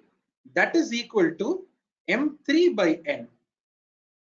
That is, you can go back and say that, hey boss, there are only 3 cards, not 3 cards, it's 6 cards, right? 6 cards out of the total, not 6, sorry, 3 again, sorry, 3. 3 which I want, right? Which is actually common for both A as well as B. So A here is nothing but these 6 people. B is nothing but these 13 people. The commonality is basically these 3 guys. So it would have been 3 by 52. That is why we are saying it is nothing but M3 by N. So what do we have? We have M1 by N for P of A, M2 by N for P of B, and M3 by N. So if I will just create a Venn diagram, so this is how it would have been. So this entire portion would have been your M1, this entire portion would have been your M2, while this intersection portion is your M3. So M1 by N, M2 by N, and M3 by N. Okay. Now what is the question? You're talking about probability of A given B has already happened. That is, I know that I've already pulled out a spade card where there are only 13 spade cards available. I need to understand how much of these people are having face cards, which is 3 by 13. So go back to the problem, guys. This would have been what? 3 by 52, sorry, 6 by 52, isn't it? So it would have been 6 by 52. Here it would have been what, 13 by 52, if I'm not wrong. What did we have? 6 by 52, 13 by 52. Here what we have is we have 3 by 13. Right? P of A intersection B is nothing but 3 by 13. While here what you should have ideally had, which was basically the common people, which is 3 by 52. So 6 face cards out of the 52, 13 spade cards out of the 52. Here it is spade as well as face, which is 3 people out of the 52. So 6 by 52, 3 by 52, 13 by 52. While what is this number? This is probability of A given B, which is equal to 3 by 13. Actually, this 3 by 13 is nothing but the number of favorable outcomes, that is the number of outcomes for this B, which is nothing but the M2, and here it is nothing but the M3, isn't it? See here, this 3 and this 13 is exactly what we have brought here. It is your M3 by M2, right? Or otherwise, you can write this as what? Your M3 by N divided by M1 by N. Okay, so 3 by 13, guys. Where is this 3 coming from? Where is this 13 coming from? The 3 is coming from this 3 and this 13 is coming from this 13, which is nothing but M3 by M2. So you're saying from all this M2, what is common? It is only this much is common. M3 is common. This is what I need. So out of all the 13 spade cards, these are the 3 cards which are having what? Face. That is why M3 by M2, which is 3 by 13. This M3 by M2, I can make it as M3 by N and M1 by N. What is M3 by N, by the way? It is nothing but P of A intersection of B divided by what is M1 by N? It is P of A. Now go back and rewrite the formula, guys. P of A given B is equal to P of A intersection B divided by P of A, or otherwise P of A intersection B is equal to P of A into P of A given B. Or I think there's a mistake here, right? So M1 by N is, oh, it's not M1. Why did it become M1? It should have been M2. Sorry. It's M2 by N, isn't it? While writing, I wrote it as M1. Sorry. So it is M2 by N, which is P of B here. Okay. So hence coming down here, this would have become P of B. This will also become P of B. So P of A intersection B is equal to P of B into P of A given B right now. So this is basically the formula that we have at hand. Similarly, on the opposite, we could have tried it like this also.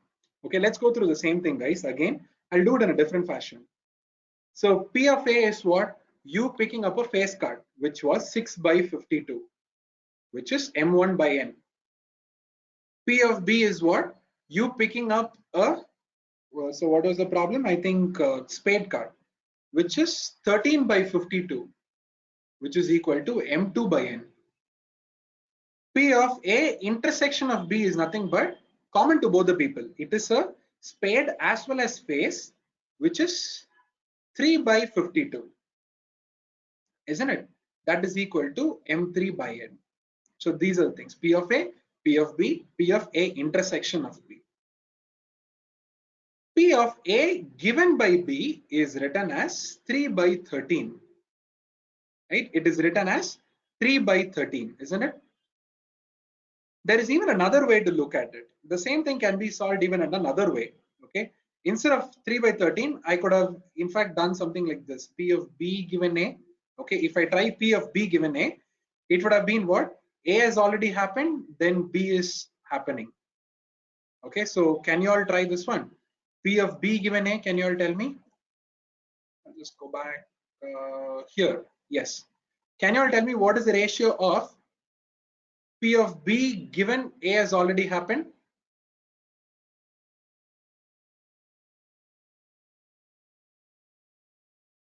Yes, I have an answer. So can you all tell me what is P of B given A? The ratio? I know that A has already happened.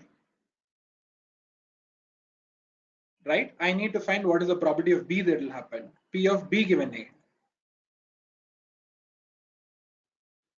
A is basically, I've already pulled out a face card.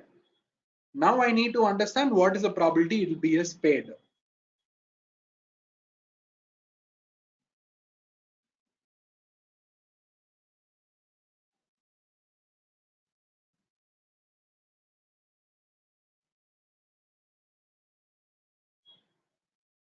Yes, guys.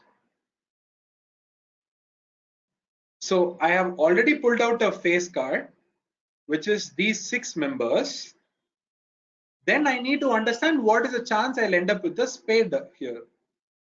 So there are 6 people who are favoring A outcome, which is 3 Jack, Jack, Queen and King here, and Jack, Queen and King here, spade and club, 6 people. Out of which the favorable are basically 3. 3 people are spade out of this 6. So 3 by 6 is the ratio, isn't it? 1 by 2, exactly. So 3 by 6 is the ratio. So if I would come here, P of B given A is nothing but 3 by 6. What is this 3, by the way? It is nothing but the 3 coming from here. What is this 6, by the way? It is a 6 coming from here. Or otherwise it is nothing but M3 divided by M1, isn't it? So M1 is what? All the face cards. Jack, Queen, King, Jack, Queen, King, spades and clubs. 6 members. Out of which you are interested only in this M3, these people who are having spade as a symbol. So this portion is M3. The black portion is M3, whereas the total portion is M1. So 3 by 6. So M3 by M1, I can once again go back and rewrite it by doing like this. I can say this is equal to M3 divided by N, M1 divided by N. What is M3 divided by N? It is P of A intersection B. What is M1 divided by N? It is P of A. And what is your RHS? P of B given A. Now rewrite the formula. P of A intersection B is equal to P of A into P of B given A.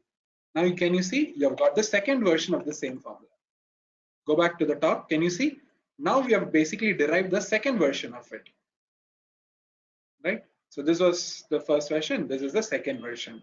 P of A into P of B given A, and this P of B into P of A given B. So these are the two versions of the same formula, where this particular portion is a conditional probability that you need to keep in mind. The probability that event A will happen given that B has already happened. Okay, while what is this one? The probability that the event A and B will occur together. I'll end up with a red color diamond card. So both A and B will occur is basically your LHS. So this is basically what is called as conditional probability here, guys. Okay. So what we have come up here is basically is something called as conditional probability formula. Now what I will do is I will just make use of both the formulas right now, and I'll come up with a new formula which is nothing but something called as your Bayes theorem. That's it. So both the things that you have here, right? We are just going to bring in both the people together. See here. So we will just say, P of A given B is equal to P of A intersection B divided by P of B. So this formula, guys, I'm just rewriting. P of A given B is equal to P of A intersection of B divided by P of B. But what is P of A intersection of B? You have another version of the same thing, right? Can I just go and apply? So P of A given B is nothing but P of A into P of B given A divided by P of B. This is otherwise nothing but your Bayes theorem, guys. This is exactly where we need to stop. This is exactly what is something called as your Bayes theorem here. Okay. So what exactly is this Bayes theorem doing? I'll discuss in a minute. But how did it derive it? You guys can see here. This P of A given B, the conditional probability formula is nothing but the probability of A intersection of B divided by the probability of B. But I know that this A intersection of B is having another version of the same formula, right? I can apply it. It will be P of A into P of B given A divided by P of B. This is otherwise nothing but your Bayes theorem here. Similarly, on the other fashion, I could have brought this formula here. So P of B given A is nothing but P of A intersection B divided by P of A. Now what can I do? I can apply this formula here. I will get what? P of B into P of A intersection B divided by P of A. So this is another version of the same thing.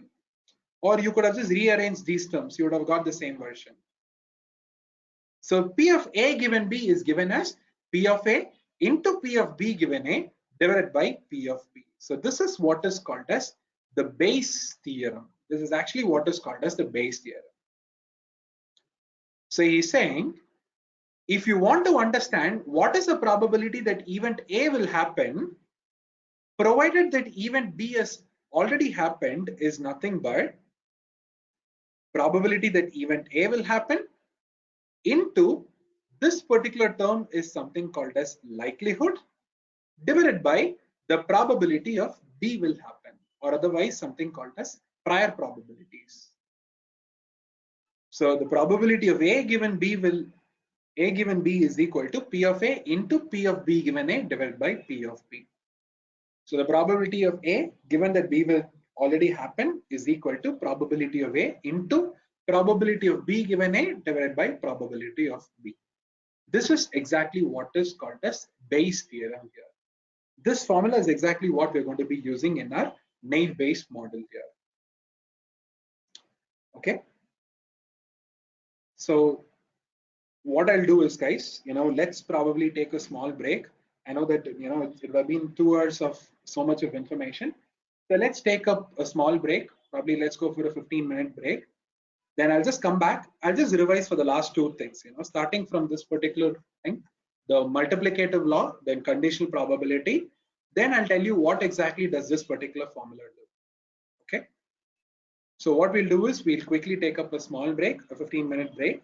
Then let's be back and we'll discuss this thing over again, and then we can start solving our problems here. Okay. Great. So any questions still here? Otherwise, shall we take a break?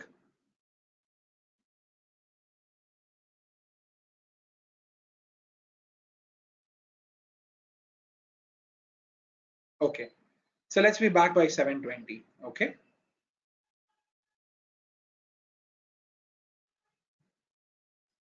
This conference will now be recorded. Okay. So I think some of these concepts might have been a little over the head. I think so. So what I'll do is, guys, I'll just quickly go through all of these concepts for the next 5 minutes. Okay. So let's go through it pretty quickly now, right from the starting here.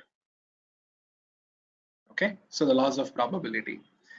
So I think we understand what is the additive law, right? So we understand that additive law is a case where we are asking for the union, which is we want either A to happen or the B to happen, correct? So we know that the formula is P of A plus P of B minus P of A intersection B. So to understand it logically, we have it here, right?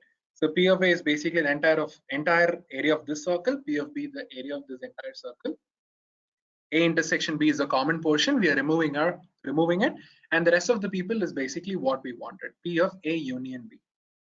For a non-mutually exclusive case, this is perfectly okay. But if it's a mutually exclusive case, we basically have to say that this term will become 0. This is the formula we have. This is additive law. So for multiplicative law, even before we jump into it, we need to understand what is something called as conditional probability. So what do you mean by conditional probability? We are basically saying that I can help you estimate what is the probability that one of the event will happen, provided I have the information that another event has already happened.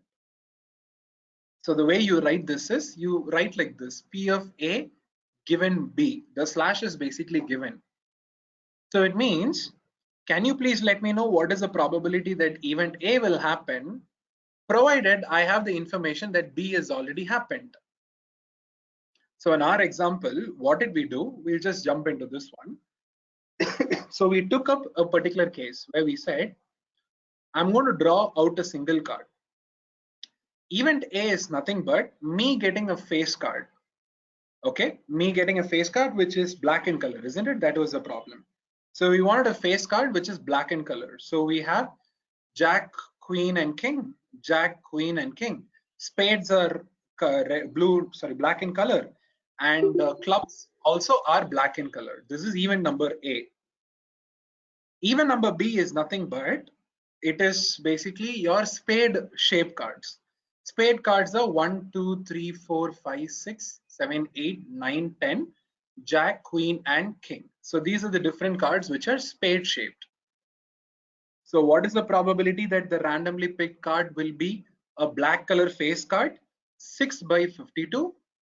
Probability of B is nothing but the probability that I'll find a spade card is nothing but 13 by 52.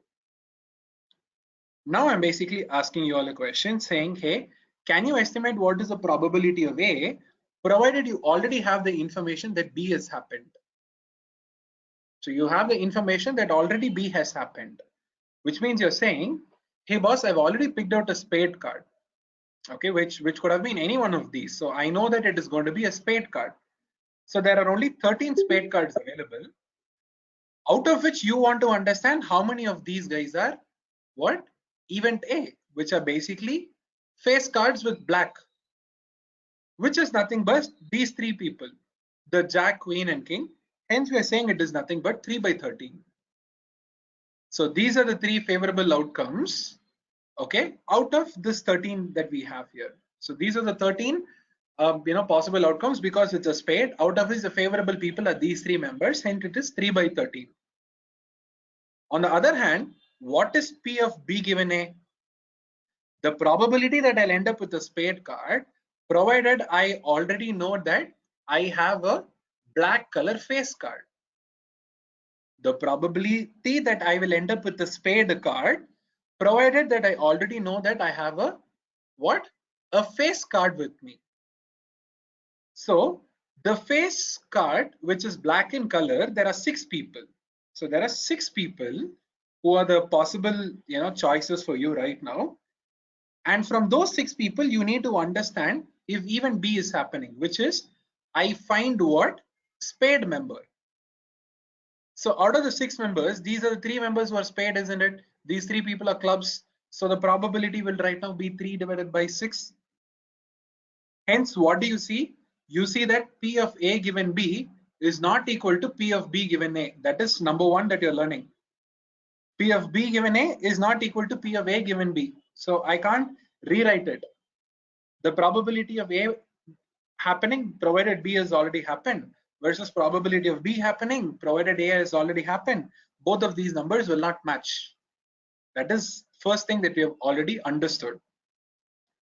Now, we know that this is nothing but the conditional probability. We will try to derive this particular formula, or we'll try to understand a multiplicative formula. The formula is already available with us. What is the formula? P of A intersection B is equal to P of A into P of B given A, one version, or P of A intersection B can also be written another version, which is P of B into P of A given B. There are 2 versions of the same formula here, right? So what do we have? We have 2 versions of the same formula here. Or otherwise, if I try to understand the conditional probability formula, it is nothing but P of B given A, or instead of P given A, I'll take up A given B. I'll take up this guy. P of A given B is nothing but P of A intersection B divided by P of B. So this is your conditional probability formula. While rearranging it, will give you your multiplicative law. So now you guys might ask me a question. So how does this particular formula make sense? P of A given B is equal to P of A intersection B divided by P of B. How does it make sense? It might be a question that you guys will ask me. If I would just go back here and instead of numbers, I start calling it with formulas. This becomes M1 by N. this becomes M2 by N, while let us assume this is not this one. The P of A intersection B is going to be M3 by N, which is nothing but it is both a face card which is black in color and it is a spade card, which is otherwise 3 people are only possible out of the 52. It should be what? It should be a face which is spade, as well as what? It should be black in color, right? We have all the conditions that we wanted. So which is 3 by 52, which is M3 by N. If you look at this 3 by 13, guys, this 3 is actually getting derived from this one, and the 13 is actually getting derived from this one, actually speaking. So what is the meaning of that 3 by 13 there? So when I say P of A intersection B is equal to 3 by 13, you're actually saying that event B has already happened, which is all the spade cards, which has 13 people. Out of those, please tell me how many of these guys are having event A, which is otherwise Jack, Queen and King, which is black in color, which is 3 people here, 3 by 13. So it is nothing but what? It is nothing but your M2 by M3, I guess. It is M2 divided by M3. Now if we just say, hey, it is M3 by N and M2 by N, M3 by N is nothing but P of A intersection B, and this is nothing but P of B. Now have you not come up with this particular formula here? Can you see? P of A given B is nothing but probability of A intersection of B divided by probability of B. You're able to come up with this particular formula. Similarly, on the opposite, P of B given A, we got answer as what? 3 by 6, isn't it? What are those 3 and 6? If you just go back, this 3 is nothing but this guy, while this 6 is nothing but this guy. So he's saying, tell me how many people are face cards which are black in color, and from those people tell me which of these guys are spade. So 6 cards are actually black with face values, but now you're saying 3 of these guys are spade. Is otherwise what? It is M3 by M1. So which means if I just go back here for this particular formula derivation, the other version of it, right? I can say P of B given A is nothing but M3 by M1, that is equal to M3 by N, M1 by N. This is P of A intersection B divided by P of A. That's all. You have got the second version of the same formula, isn't it? So there's another version of the same conditional probability. While here it is A given B, while here it is B given A. And now you can see you get 2 versions of the same formula itself, right? The and portion of it. So just multiply this, you will get P of B into P of A given B. While multiply it here, it will be P of A into P of B given A. Can you see?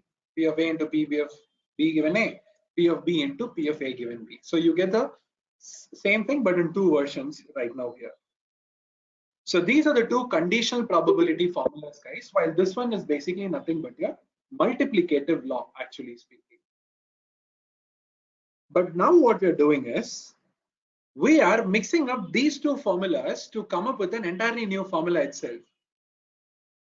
Okay, so what we are doing is, we are basically combining these 2 formulas together to come up with an entirely new formula. So, or otherwise, let me give this one a small pause.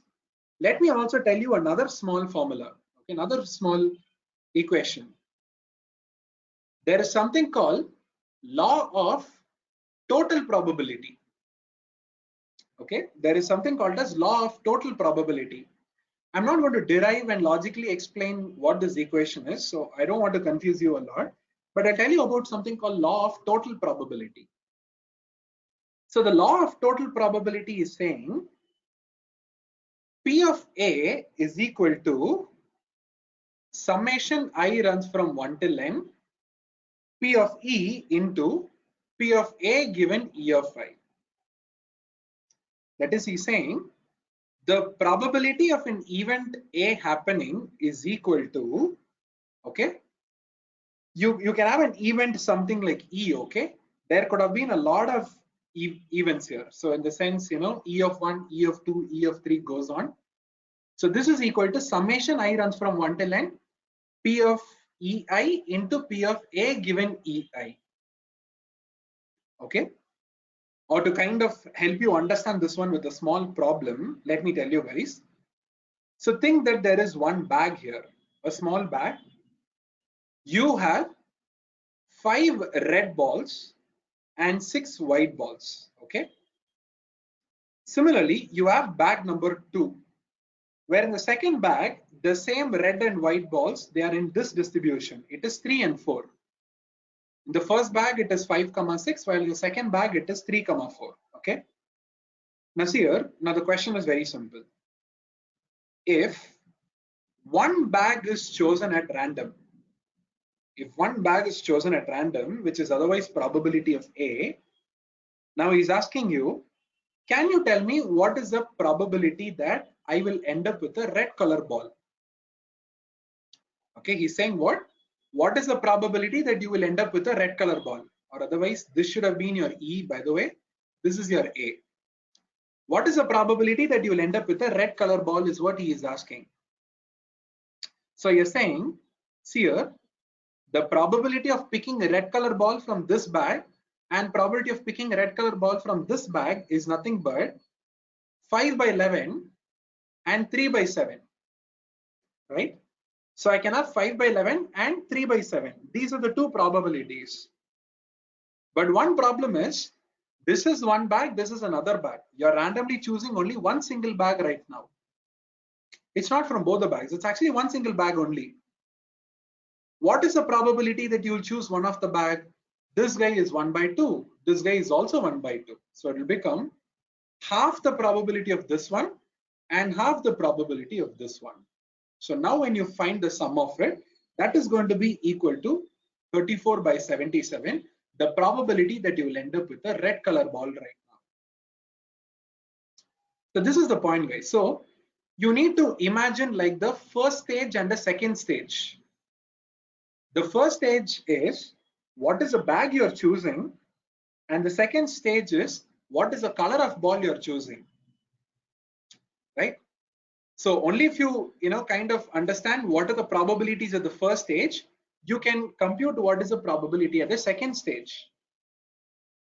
So the probability of you picking up a red color ball, which is at the second stage, is nothing but the probability of me choosing a particular bag times the probability of a red color ball, provided that I know that that is the bag that I've chosen. It is bag 1. Or this is the probability of me choosing bag 2, provided I know, bag 2 into the probability of me picking up a red color ball, provided I know that I've picked up bag 2. So it is P of EI into P of A given EI. So this is what is called as law of total probability. So you're basically doing a question what? You're saying if I know the first stage, I can help you understand the second stage. While on the other hand, guys, what is happening in Bayes' theorem is he's saying, if you know the second stage, I can help you understand the first stage. He's saying vice versa is also possible. Here E is what? E is basically knowing about the bag. Then you can know what is the ball that you will get. So if I know what is the bag information, I will get the ball color information. While vice versa is, if I know the ball color information, I can also project from which bag it might have come. So it is basically the vice versa, the second version, the reverse version of the formula here. Okay. So this is what is called a law of total probability, guys. It's called as law of total probability. While what you're going to derive next is basically something called Bayes' theorem, which will come up with the vice versa version of the same thing. Okay, so see here, I'll just go back and substitute these guys inside one another.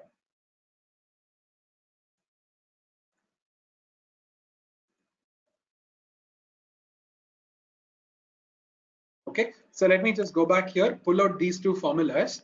We'll just keep each and everybody on the insides. Okay, so we have these two formulas here. So let's take up this guy. He is what? P of A given B is equal to P of A intersection B divided by P of B. What is this intersection of B? I can come up from this particular formula also. I'll just say it is nothing but P of A into P of B given A. That's it. So what are you saying? If you know that even B has already happened, you can estimate what is the probability that A will happen with this particular formula, right? Or if you could just kind of reverse the same formula, it will become what? P of B given A is equal to P of B into P of A given B divided by P of A. That's it. Same reverse version of it. So basically wanted an invertibility. He said with the first stage, if you can find the second stage, then with the second stage also you can find the first stage. So he said the first level of outcomes, if you understand, you were able to predict what will happen in the second stage, right? Similarly, if you know that you have already picked up a red ball, what is the chance that you will end up in this particular bat is also something that you can ideally find out here. So he's saying that the first stage can be found out using the second stage's information, right? So say for an example, guys, let's go and probably try to solve the same problem, okay? The same problem, I'll just kind of do it on a reverse fashion, okay? So just give me 1 second, guys.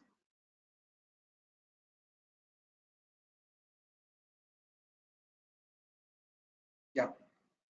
So now the same problem, we're going to do it in reverse fashion. In the first fashion, we said what? Okay, this is first level. This is a second level.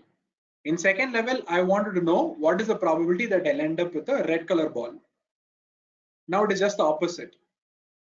I have the first level. I have the second level, okay?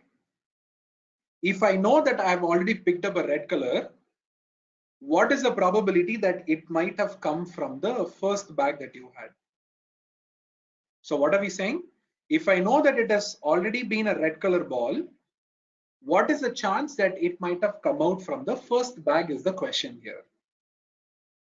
Okay, so what are we saying? We are basically saying that I already know that it's a red color. What is the chance it will be coming from the first bag here? So let's go and write this particular formula. So what is the formula here? So you're basically saying I want to find the probability that would have come from the first bag given it is already a red color ball, which is equal to P of E into P of R given E1 divided by P of R, isn't it?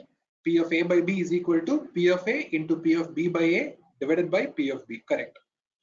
So P of E1 divided by R, that is, I know that it is already a red color ball.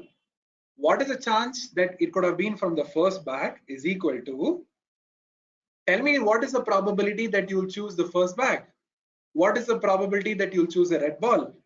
And now tell me, what is the probability that in the first bag, you will end up with a red color ball? So what is the probability that you would have chosen the first bag, E1? It is 1 by 2 times. What is the probability that you will end up with a red color ball? You have already found out here, 34 by 77. So coming down here, red color ball is nothing but 34 divided by 77. He is then asking the probability that it would have been a red color ball given the information that it's already coming from a bag 1. So in bag 1, what was the distribution we had? We had 11 balls, right? We had 11 balls, 5 of those were red. For 5 by 11 is the probability, isn't it? So we will say it is nothing but 5 by 11. So 1 by 2 into 5 by 11 divided by 34 by 77. If I'm not wrong, the answer should have been 35 by 68. Right? So here, what is the question? The question is, what is the probability that it came from the first bag given I've already chosen a red color ball? Right? But in the previous cases and all, what did you do? You just asked this question, hey, can you let me know what is the probability that would have been a red ball? So you needed the first level information to come up with the second stage information here. Now what do you have? You have the second stage information here. You're trying to come up with the first stage's information. So this is exactly what is a Bayes theorem, guys. This is the Bayes theorem. It was developed by somebody called as Thomas Bayes. He basically thought that invertibility was not possible. It's not yet possible. So he came up with this particular formula. That's it. He said P of A given B is this formula. Similarly, P of B given A is this formula. So you can just invert the two functions to come up with every probability that you want. This is what is called as a Bayes theorem here. Okay. So say for an example, I can just go back here. We'll just quickly solve this particular problem, guys. Now this will make your understanding perfect. I'll tell you. With this particular problem, you're going to understand things perfect. So what we had was, we had a data set like this. Okay. The data set is having predictors, which is whether the fruit was sweet or not sweet, the fruit was long or not long, whether the fruit was yellow in color or not.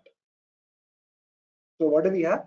We have the different properties, which is what was the sweet nature, what was the length, and what was the color. And then you're classifying it into some group, the target, whether it's banana, orange, or others. So it's a classification problem. So you need to use naive Bayes right now. Okay. So the way we are going to do is, guys, we are basically going to build a table something like this. We are going to create a sort of a table something like this with all frequencies. So what are we saying? We are saying the two possibilities are long and not long. The two possibilities are sweet and not sweet. The two possibilities are yellow and not yellow. Right? So 6 different possibilities you can have. So the fruit could have been long, it could have been not sweet, it could have been yellow. The fruit could have been not long, sweet and yellow, or it could have been not yellow. So you have so many combinations possible here.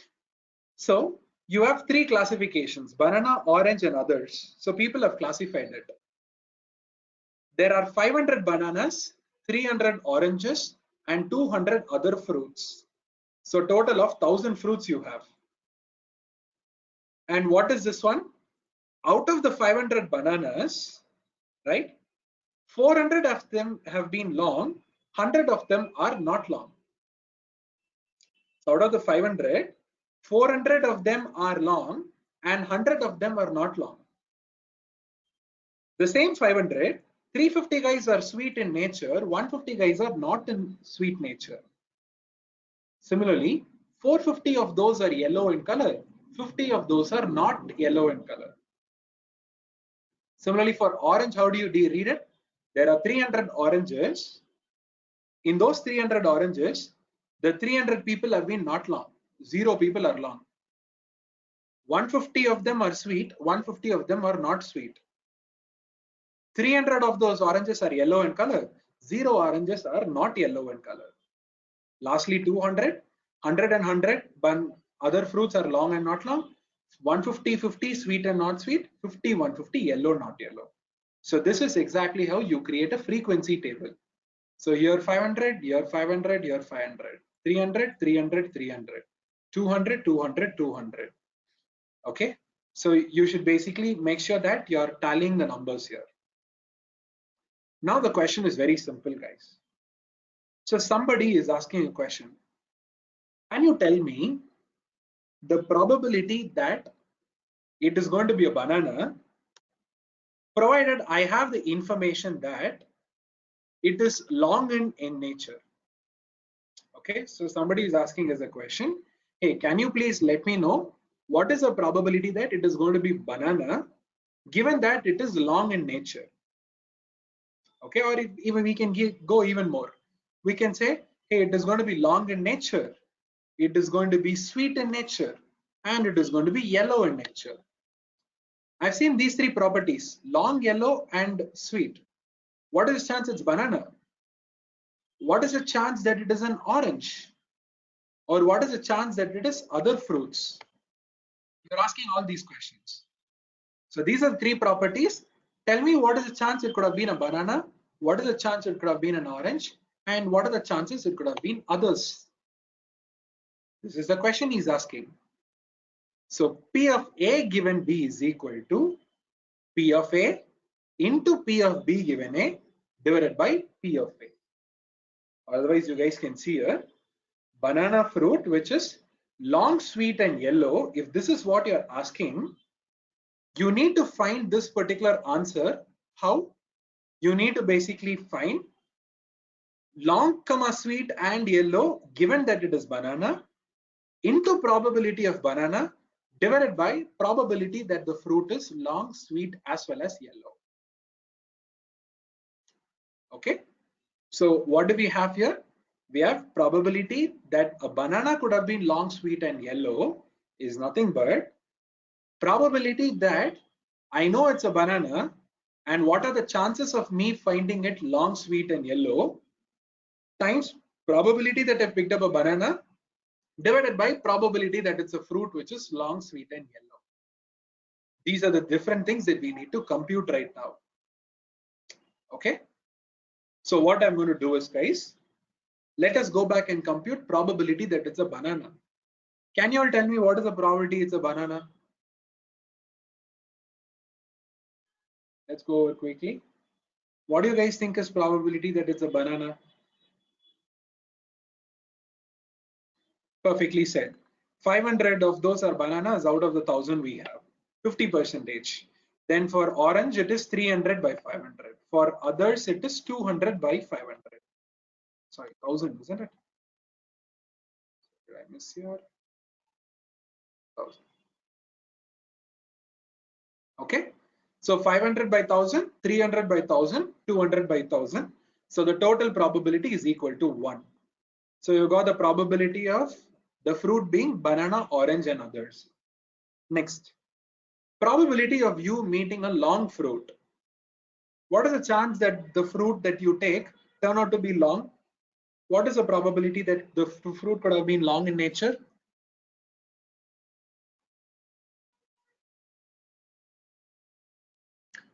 So 500 fruits are long, 400 of those are bananas, and 100 of those are others, divided by total 1000 that we have. 50% is the probability. What is the chance it is sweet? Can you all tell me?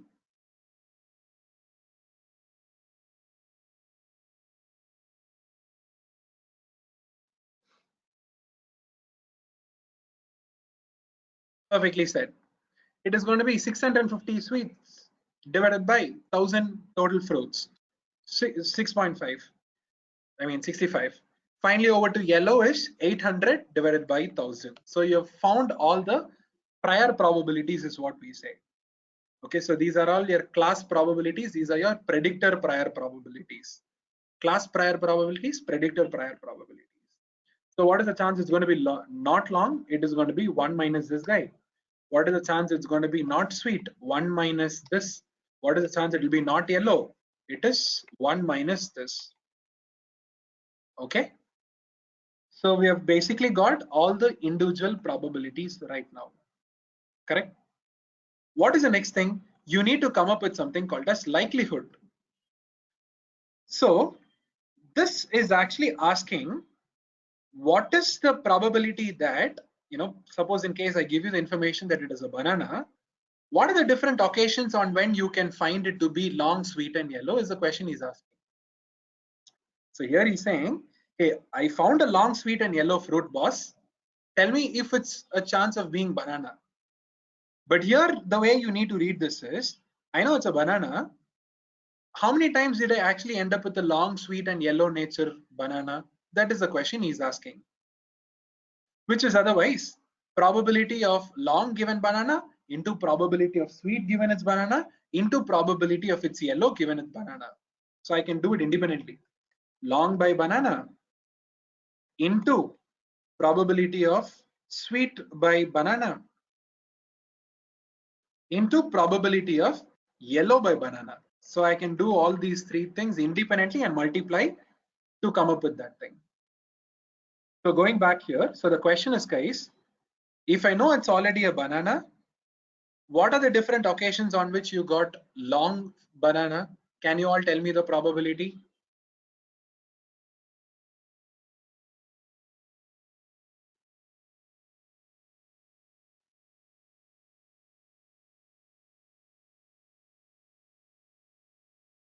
Give me the ratio, guys. Please don't simplify it. Right?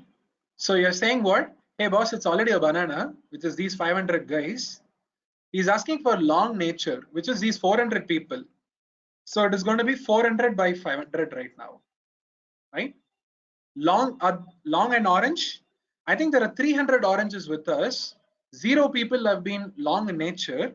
So 0 by 300 right now. Others, there are 200 people. Out of those 200 people, how many of them are long? 100 people are long in nature. So we're saying this long divided by others, which are 200, 50%. Similarly, sweet given banana is what? Sweet 350 out of 500. Sweet given orange is 150 divided by 300. Similarly, sweet and others is nothing but 150 by 200. Yellow banana, yellow orange, yellow others. So this is equal to 450 divided by this one. Okay. And this is equal to 300 divided by 300. And this is equal to 50 by 200. Right? Similarly, if it's not going to happen, it's going to be 1 minus all of these answers. It is not long provided it's already above banana now. So these are all not long cases, not cases. Okay. So now tell me, guys, going back here. So this is the question that we have asked, right? Probability that I found a fruit which was long, sweet, and yellow in nature. What is the chance it could have been banana? You wanted me to multiply what? The probability that a banana having these features into probability that it's a banana divided by probability of all of these features coming together, which is equal to long banana, sweet banana, yellow banana, which is long banana into sweet banana into yellow banana. This is what we wanted, what is called as likelihood, into probability that it's a banana, which is this particular guy, divided by what? Long into sweet into yellow. So long into sweet into yellow. That's it, guys. Do you all see it how we are doing it? So long given banana, sweet given banana, yellow given banana. If you multiply, you will get this larger term that you wanted, the likelihood term. Multiply it with the probability of you picking banana divided by probability that the fruit has been long, sweet, and yellow. So long into sweet into yellow. They're all and, right? P of A into P of B kind of thing. So it's all and. So now when I hit enter, he gives me a probability which is equal to 0.96 here. So for the same features, what is the chance it could have been an orange? This is equal to long given orange into sweet given orange into yellow given orange into orange divided by probability of evidence. So long given orange into, I think it's going to turn out to 0. You have already multiplied by 0. Anyways, I'll do it. Sweet given orange into yellow given orange into probability of orange, which is this guy, divided by product of all of these guys. This guy into this guy into this guy here. The probability is basically 0%. Right? So what is the probability? The probability is basically 0% right now. So I'll make it as percentage, you can see. What is the chance it could have been an other fruit? This is equal to, either I could have just summed up and then I could have subtracted by 100, but if you were going to do it, so long other, sweet other, yellow other. So long other into sweet other into yellow other into probability of other divided by this guy into this guy into this guy here. That's it. What is the probability? It's saying 7. Why should it say 7? I really shouldn't say 7. You've divided by the evidence, right? Still, it should have got normalized ideally. That's why we have that at the bottom. So, did something go wrong here? 1, 2, 3 into probability of banana divided by that guy. So, is there any board mass issues?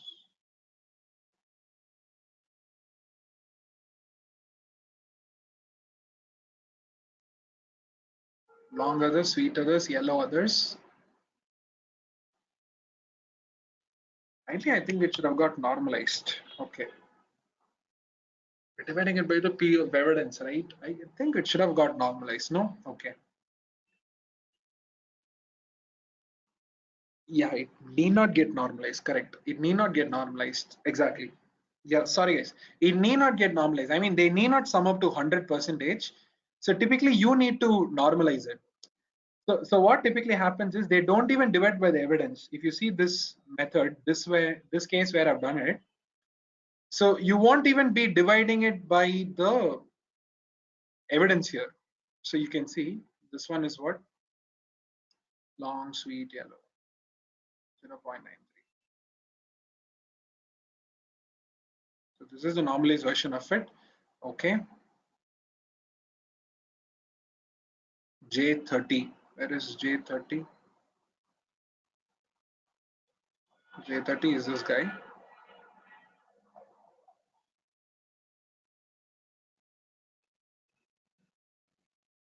So 0.252. Correct. So you guys can see here. So in this case, we won't even divide it by the evidence. Can you see here? You'll get 0.252 and 0.01857. Then we typically normalize it. So which means going back here, we can actually remove this denominator. You're ending up with the same numbers. Yes. Okay. So can you see 25 and 2? What did you get here? You got 25 and 2, isn't it? So then what you can do is you can normalize it. So now you can find what is the sum here. The sum will turn out to be 27. Then you go back and say this is equal to 25 divided by the sum, 0 by sum, 2 by sum. This will give you the right probabilities finally. Okay. So this is actually speaking the normalization method. I was thinking that when you divide it by the denominator itself, it's not actually doing it. Okay. So this is like without a denominator, guys, that is the probability of evidence. You're getting 25, 0 and 2 as a number. You're finding the sum of it, which is 27. Then when you normalize it by dividing by that 27, you'll get the individual probabilities. Okay, so these are all the individual probabilities, actually speaking, 93, 0 and 27. But ideally what should have happened is even when we divided, it should have normalized. No, it need not. It need not, correct. So this is actually speaking the final result that we wanted. So for this particular characteristics of a fruit, right, there's a 93% chance of it being banana, while only a 7% chance of it being the other fruit. So this is exactly how the naive Bayes will basically work. It's creating a very simple frequency, table here. Then it's calculating all of these probabilities and he's applying to the formula. That's it. So with these characteristics, what's the chance it could have been banana, orange, or other fruits? Then he comes up with the probabilities. Who is highest? This guy is highest. So he will be the final classification for us. So we're saying these characteristics are more for a banana fruit. That's it. This is the prediction that we're coming up with. Okay. So this is exactly what is called as naive Bayes, guys, and we're using the Bayes theorem to come up with these numbers. Okay. So otherwise, any questions till here? Were you all able to follow this one? How did we do?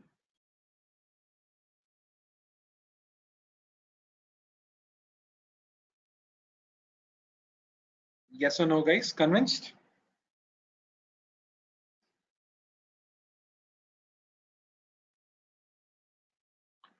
Okay.